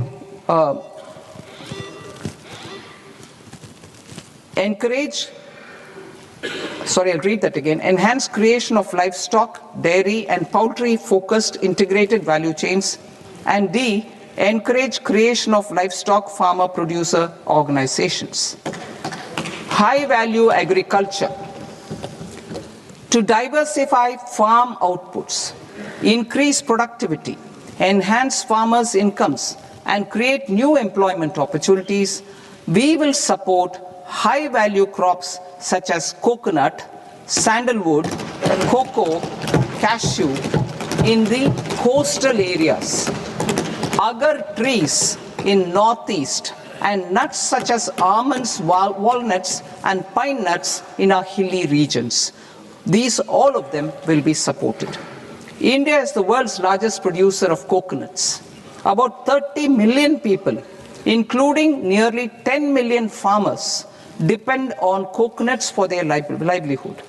To further enhance competitiveness in coconut production, I propose a coconut promotion scheme to increase production and enhance productivity through various interventions, including replacing and non-productive trees with new saplings or plants or varieties in major coconut growing states. A dedicated program is proposed for Indian cashew and cocoa to make India self-reliant in raw cashew and coconut production and processing, enhance export competitiveness, and transform Indian cashew and Indian cocoa into premium global brands by 2030. Sandalwood. Sandalwood is closely linked to India's social and cultural heritage. Our government will partner with state governments to promote focused cultivation and post-harvest processing to restore the glory of the Indian sandalwood ecosystem, to rejuvenate old, low-yielding orchards, and expand high-density cultivation of walnuts, almonds, and pine nuts. We will support a dedicated program to enhance farmer incomes and in bringing value addition by engaging youth. Bharat Vistar, that is virtually integrated system to access agricultural resources. I propose to launch Bharat Vistar, a multilingual AI tool that shall integrate the AgriStack portals and the ICAR package on agricultural practices with AI systems. This will enhance farm productivity, enable better decisions for farmers, and reduce risk by providing customized advisory support.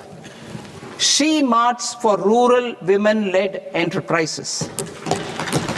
Building on the success of Lakpati Didi program, I propose to help women take the next step from credit-linked livelihoods to being owners of enterprises, self-help entrepreneur, she, marts will be set up as community-owned retail outlets within the cluster-level federations through enhanced and innovative financing instruments.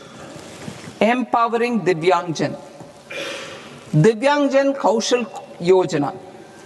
Information technology, AVGC sectors, hospitality and food and beverages sectors often offer task-oriented and process-driven roles which are suitable for Divyangjan. We will ensure dignified livelihood opportunities through industry-relevant and customized training specific to each Divyangjan group. Divyang Sahara Yojana. Timely access to high-quality assistive devices for all eligible Divyangjan is a fundamental need. I propose to 1. Support the Artificial Limbs Manufacturing Corporation of India, Alimco, to set up and to scale up production of assistive devices, invest in R&D and AI integration, strengthen PM Divyasha Kendras, and support setting up of assistive technology marts as modern retail style centers where Divyangjan and senior citizens can see, try and purchase assistive products. Reaffirming our commitment to mental health and trauma care. There are no national institutes for mental health care in North India. We will therefore set up a NIMHANS 2 and also upgrade national mental health institutes in Ranchi and in Tezpur as regional apex institutions. Emergencies expose families, particularly the poor and vulnerable, to unexpected expenditure. We will strengthen and increase these capacities by 50% in district hospitals by establishing emergency and trauma care centers. Focus on Purvodaya states and northeastern regions. Purvodaya. I propose the development of an integrated East Coast industrial corridor with a well-connected node at Durgapur, creation of 5 tourism destinations in 5 Purvodaya states, and the provision of 4,000 e-buses. Buddhist sites in northeastern region. The northeastern region is a civilizational confluence of Theravada and Mahayana or Vajrayana traditions. I propose to launch a scheme for development of Buddhist circuits in Arunachal Pradesh, Sikkim, Assam, Manipur, Mizoram and Tripura. The scheme will cover preservation of temples and monasteries, pilgrimage interpretation centers, connectivity and pilgrim amenities. 16th Finance Commission. On 17th November 2025, the 16th Finance Commission submitted its report to the President.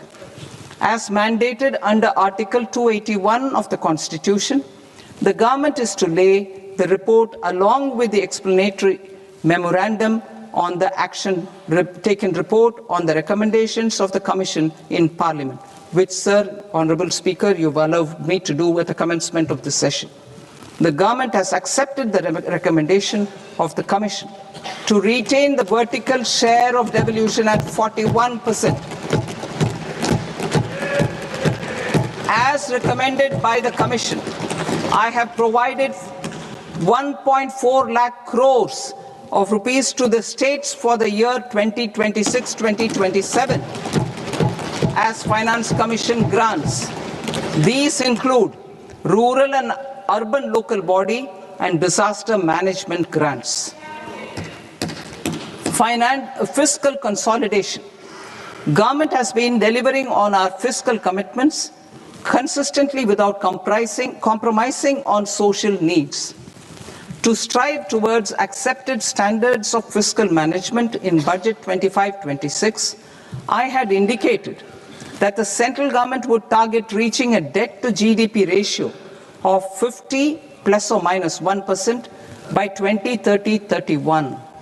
In line with this, the debt to GDP ratio is estimated to be 55.6% of GDP in BE 26-27, compared to 56.1% of GDP in RE 25-26. A declining debt to GDP ratio will gradually free up resources for priority sector lending and expenditure by reducing the outgo on interest payments. One of the main operational instruments for debt targeting is the fiscal deficit. I am happy to inform this august House that I fulfilled my commitment made in 2021-2022 to reduce fiscal deficit below 4.5% of GDP by 25-26.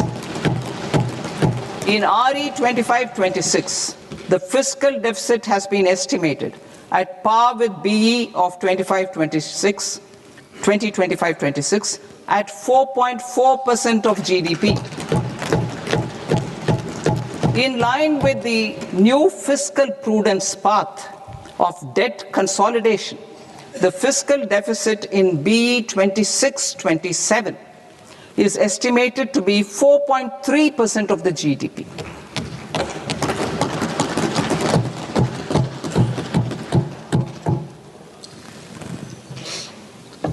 The revised estimates of the non-debt receipts are 34 lakh crore rupees, of which the centre's net tax receipts are 26.7 lakh crore. The revised estimate of the total expenditure is 49.6 lakh crore rupees, of which the capital expenditure is about 11 lakh crores. Budget estimates 2026 to 2027. Coming to 26-27, the non-debt receipts and the total expenditure are estimated as 36.5 lakh crore and 53.5 lakh crore respectively. The centre's net tax receipts are estimated at 28.7 lakh crore rupees. To finance the fiscal deficit, the net market borrowings from dated securities are estimated at 11.7 lakh crore rupees. The balance financing is expected to come from small savings and other sources. The gross market borrowings are estimated at 17.2 lakh crore rupees. I'll now move to Part B. Part B, direct taxes.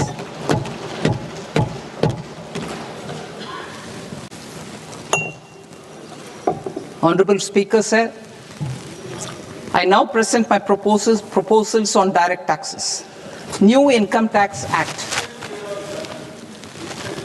In July 2024, I announced a comprehensive review of the Income Tax Act 1961. This was completed in a record time, and the Income Tax Act 2025 will come into effect from 1st April 2026. The simplified income tax rules and forms will be notified shortly, giving adequate time to taxpayers to acquaint themselves with its requirements. The forms have been redesigned such that ordinary citizens can comply without difficulty. Ease of living. I propose that any interest awarded by the Motor Accident Claims Tribunal to a natural person will be exempt from income tax, and any TDS on this account will be done away with. I propose to reduce TCS rate on the sale of overseas tour program package from the current 5% and 20% to 2% without any stipulation of amount. I propose to reduce TCS rate for pursuing education and for medical purposes under the Liberalized Remittance Scheme, popularly known as LRS, from 5% to 2%. Supply of manpower services is proposed to be specifically brought within the ambit of payment to contractors for the purpose of TDS to avoid ambiguity. Thus, TDS on these services will be at the rate of either 1% or 2% only. I propose a scheme for small taxpayers wherein a rule-based automated process will enable obtaining a lower or nil deduction certificate instead of filing an application with the assessing officer. For the ease of taxpayer holding securities in multiple companies, I propose to enable depositories to accept Form 15G or Form 15H from the investor and provide it directly to various relevant companies. I propose to extend time available for revising returns from 31st December to up to 31st March with the payment of a nominal fee. I also propose to stagger the timeline for filing of tax returns.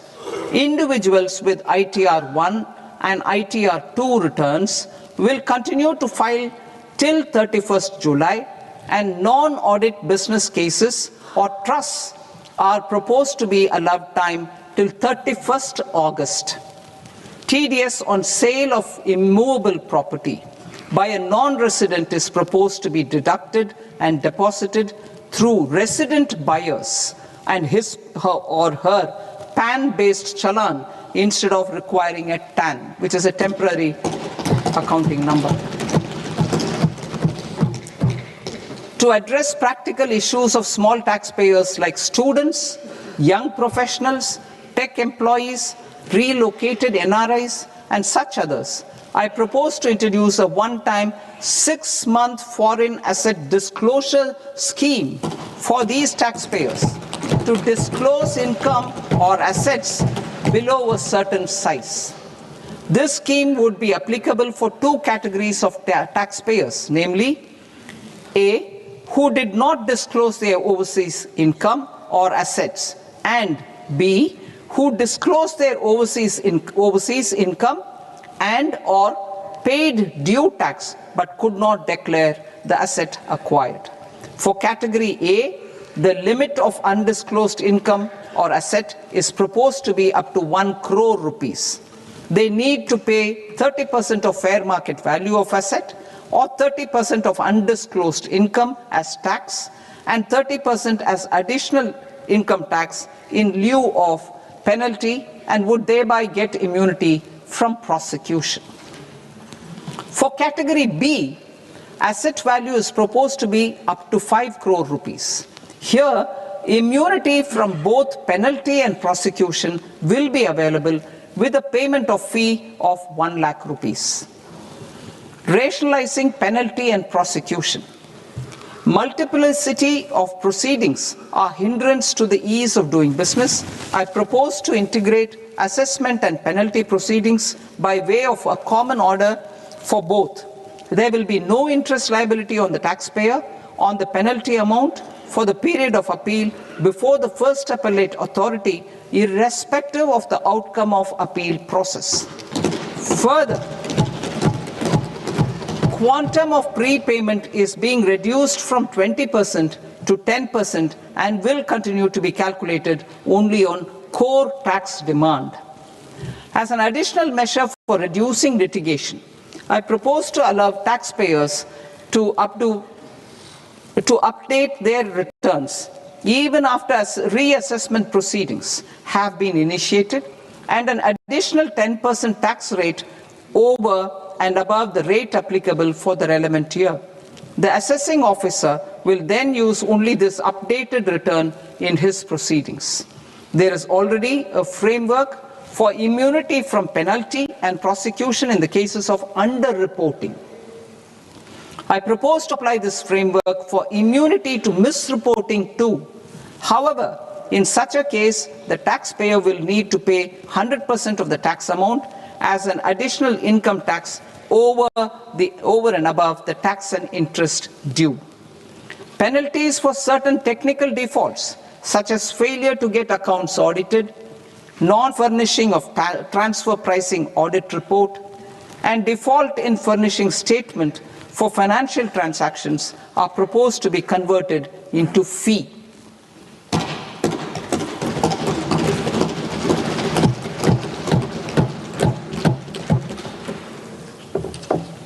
I propose to rationalize prosecution framework under Income Tax Act while maintaining a careful balance for deterrence in some serious offence.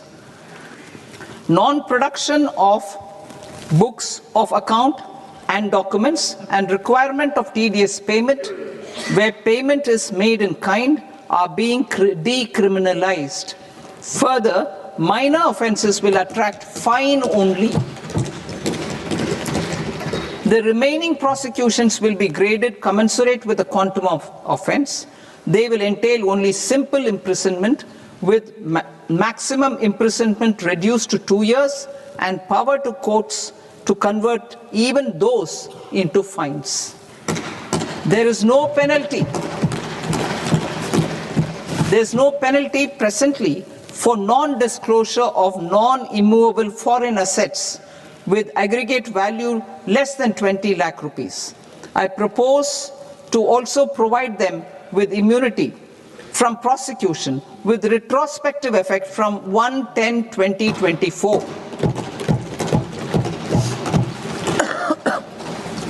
Cooperatives. Deduction is already allowed to a primary cooperative society engaged in supplying milk, oilseeds, fruits or vegetables raised or grown by its members. I propose to extend this deduction to also include supply of cattle feed and cotton seed produced by its members. I propose to allow inter-cooperative society dividend income as deduction under the new tax regime to the extent it is further distributed to its members. I further propose to allow exemption for a period of 3 years to dividend income received by a notified national cooperative federation on their investments made in companies up to 31/1/2026.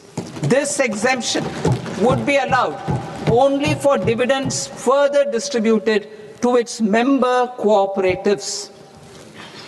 Supporting IT sector as India's growth engine.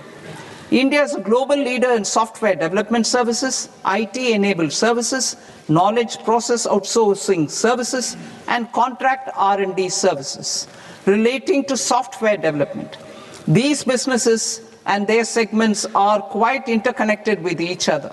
All these services are proposed to be clubbed under a single category of information technology services with a common safe harbor margin of 15.5% applicable to all.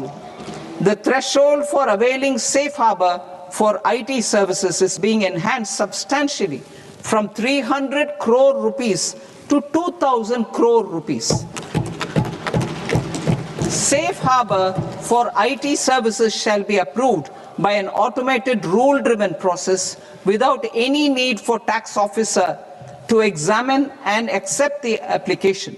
Once applied by an IT services company, the same safe harbor can be continued for a period of 5 years at a stretch at its choice. For IT services companies who want to conclude advanced pricing agreement, APA, I propose to fast-track unilateral APA process for IT services and endeavor to conclude it within a period of 2 years. The period of 2 years can be extended by a further period of 6 months on taxpayers' request. I propose to extend the facility of modified returns available to the entity entering APA to its associated entities also. Attracting global business and investment. Recognizing the need to enable critical infrastructure and boost investment in data centers, I propose to provide tax holiday till 2047 to any foreign company that provides cloud services to customers globally by using data center services from India. It will, however, need to provide services to Indian customers through an Indian reseller entity. I also propose to provide a safe harbor of 15% on cost in case the company providing data center services from India is a related entity. To harness the efficiency of just-in-time logistics for electronic manufacturing, I propose to provide safe harbor to non-residents for component warehousing in a bonded warehouse at a profit margin of 2% of the invoice value. The resultant tax of about 0.7% will be much lower than in competing jurisdictions. To provide fillip to toll manufacturing in India, I propose to provide exemption from income tax for 5 years to any non-resident who provides capital goods, equipment, or tooling to any toll manufacturer in a bonded zone. To encourage vast pool of global talent to work in India for a longer period of time, I propose to provide exemption to global, non-India sourced income of a non-resident expert for a stay period of 5 years under notified schemes. I propose to provide exemption from minimum alternate tax, the MAT, to all non-residents who pay tax on presumptive basis. Tax administration. I propose to constitute a joint committee of Ministry of Corporate Affairs and Central Board of Direct Taxes for incorporating the requirements of income computation and disclosure standards, the ICDS, in the Indian Accounting Standards, Ind AS itself. Separate accounting requirement based on ICDS will be done away with from the tax year 27-28. To support Prime Minister Modi's vision of homegrown accounting and advisory firms to become global leaders, I propose to rationalize the definition of accountant for the purposes of safe harbor rules. Other tax proposals. Change in taxation of buyback was brought in to address the improper use of buyback route by promoters. In the interest of minority shareholders, I propose to tax buyback for all types of shareholders as capital gains. However, to disincentivize misuse of tax arbitrage, promoters will pay an additional buyback tax. This will make effective tax 22% for corporate promoters. For non-corporate promoters, the effective tax will be 30%. TCS rate for sellers of specific goods, namely alcoholic liquor, scrap, and minerals, will be rationalized to 2%, and that on tendu leaves will be reduced from 5% to 2%. I propose to raise the STT on futures to 0.05% from the present 0.02%. STT on options premium and exercise of options are both proposed to be raised to 0.15% from the present rate of 0.1% and 0.125% respectively. We reformed the taxation landscape for corporates in 2019 by providing them a simplified regime with lower tax rate so that they could productively focus on business rather than on claim of deductions and exemptions. To encourage companies to shift to the new regime, set off of brought forward MAT credit, minimum alternate tax credit, is proposed to be allowed to companies only in the new regime. Set off using available MAT credit is proposed to be allowed to an extent of 1/4 of the tax liability in the new regime. MAT is proposed to be made final tax so there will be no further credit accumulation from 1st April 2026. In line with this change, the rate of final tax is being reduced to 14% from the current MAT rate of 15%. The brought forward MAT credit of taxpayers accumulated till 30th March 2026 will continue to be available to them for set-off as above. Indirect taxes. I shall now take up proposals related to indirect taxes. My proposals for customs and central excise aim to further simplify the tariff structure, support domestic manufacturing, promote export competitiveness, and correct inversion in duty. To continue weeding out long continuing customs duty exemptions, I propose to remove certain exemptions on items which are being manufactured in India or where the imports are negligible. Similarly, to further simplify the process of ascertaining the rate of duty applicable on a particular item, I propose to incorporate certain effective rates in various customs notifications to the tariff schedule itself. I shall now take up sector-specific proposals. Promotion of exports of marine, leather, and textile products. I propose to increase the limit for duty-free imports of specified inputs used for processing seafoods for export from the current 1% to 3% of FOB value of the previous year's export turnover.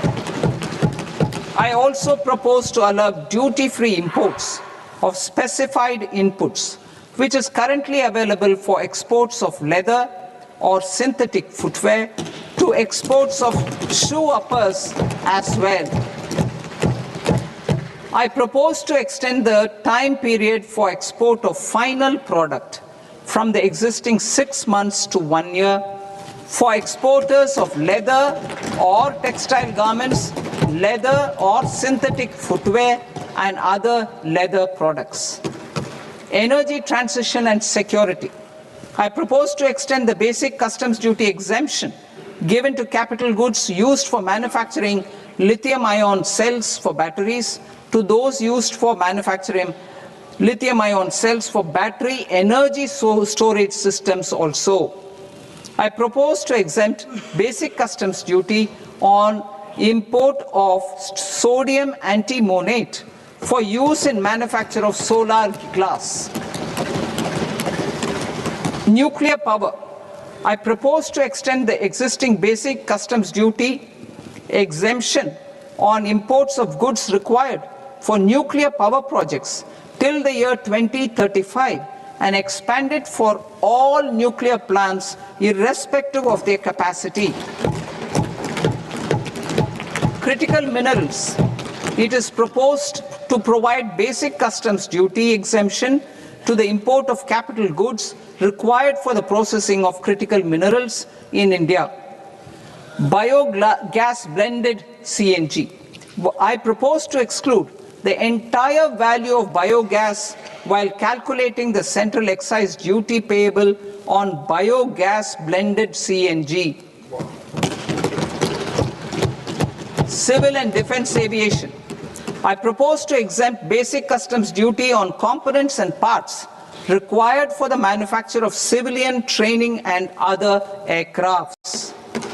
It is proposed to exempt basic customs duty on raw materials imported for the manufacture of parts of aircraft to be used in maintenance, repair, or overall requirements by units in the defense sector.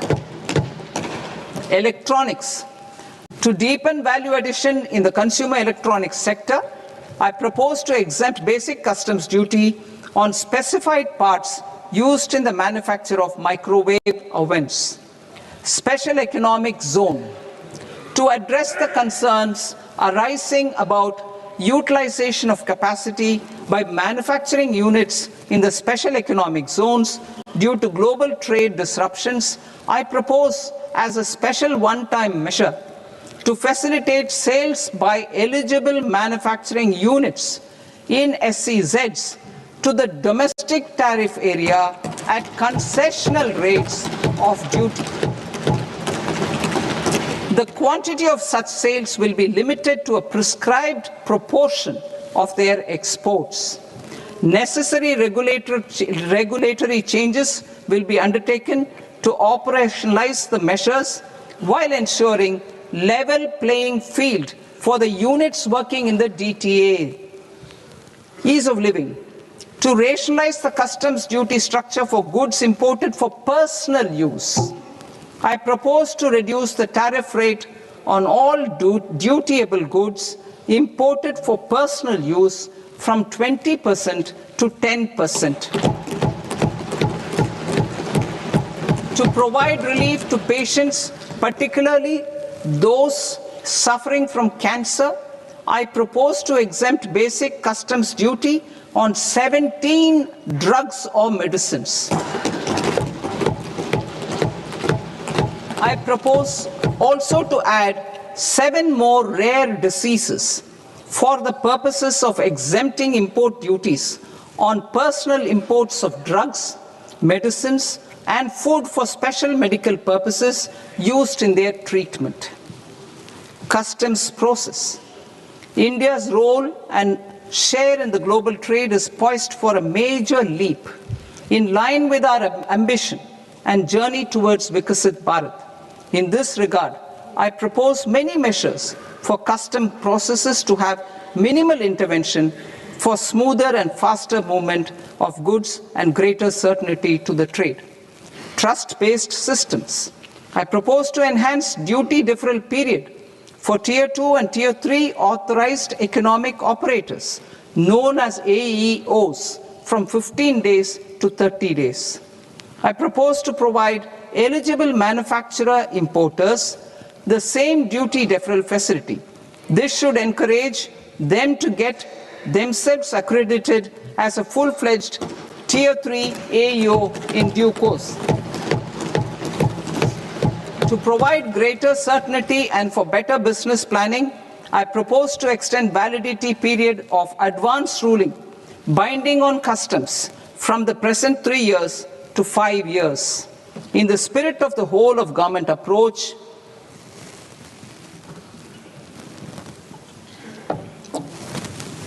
government agencies will be encouraged to leverage AEO accreditation for preferential treatment in clearing their cargo. Regular importers with trusted long-standing supply chains will be recognized in the risk system so that the need for verification of their cargo every time can be minimized. Export cargo using electronic sealing. Export cargo using electronic sealing will be provided through clearance from the factory premises to the ship. For import of goods not needing any compliance, filing of bill of entry by a trusted importer and arrival of goods will automatically notify customs for completing their clearance formalities. This will enable goods to be released immediately on arrival. The customs warehouse framework will be transformed into a warehouse operator-centric system with a self-declarations, electronic tracking, and risk-based audit. These reforms will move away from the current system of officer-dependent approvals and reduce transaction delays and compliance costs. Ease of doing business.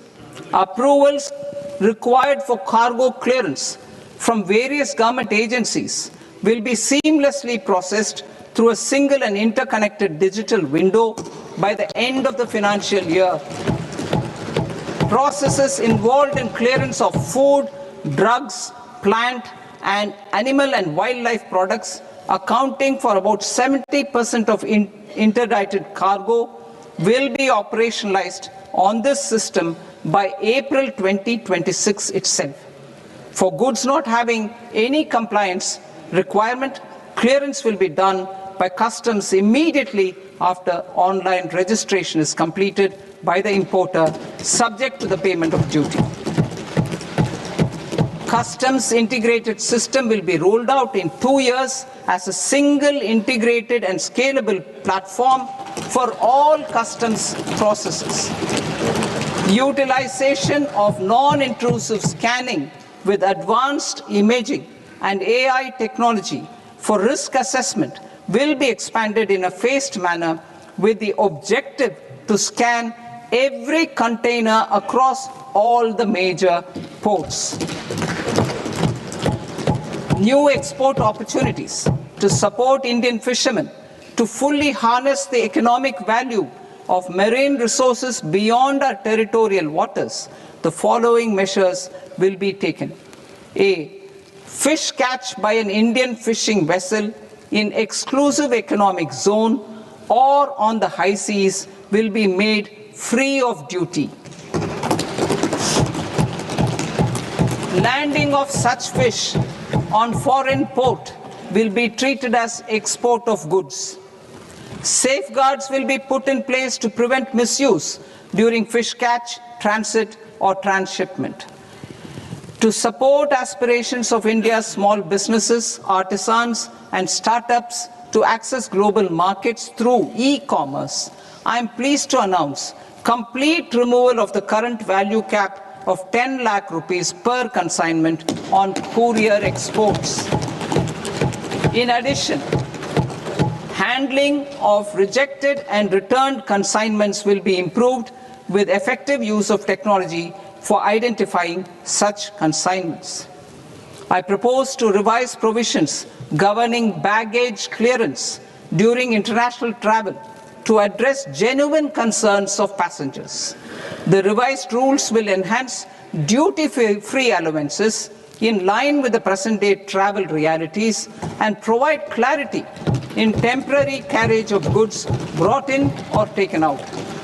There are honest taxpayers who are willing to settle disputes by paying all their dues, but they get deterred due to negative connotation associated with penalty. They will now be able to close cases by paying an additional amount in lieu of penalty. Honorable Speaker, sir, with this, I commend the budget to this august House. Jai Hind.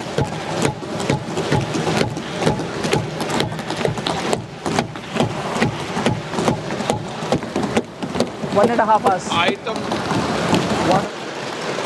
Item number 3 माननीय वित्त मंत्री जी।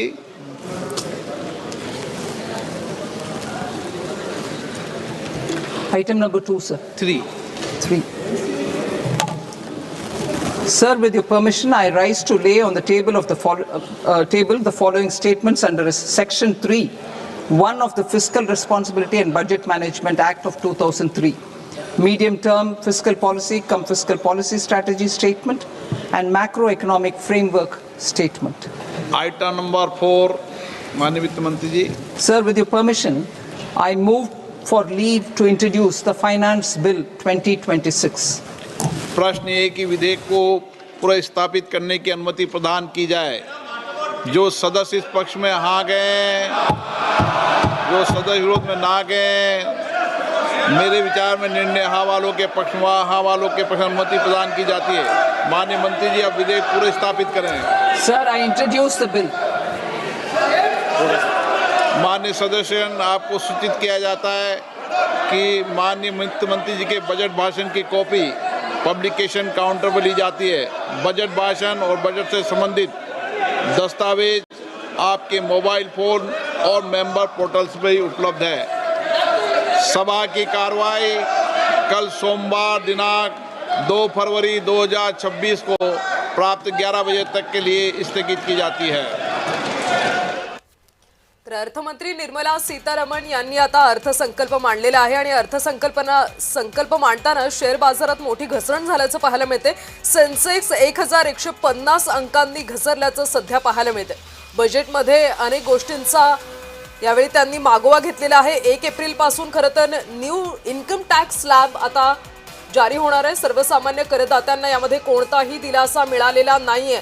अपघात विम्यावर मिळणाऱ्या रकमेवर tax नाहीये।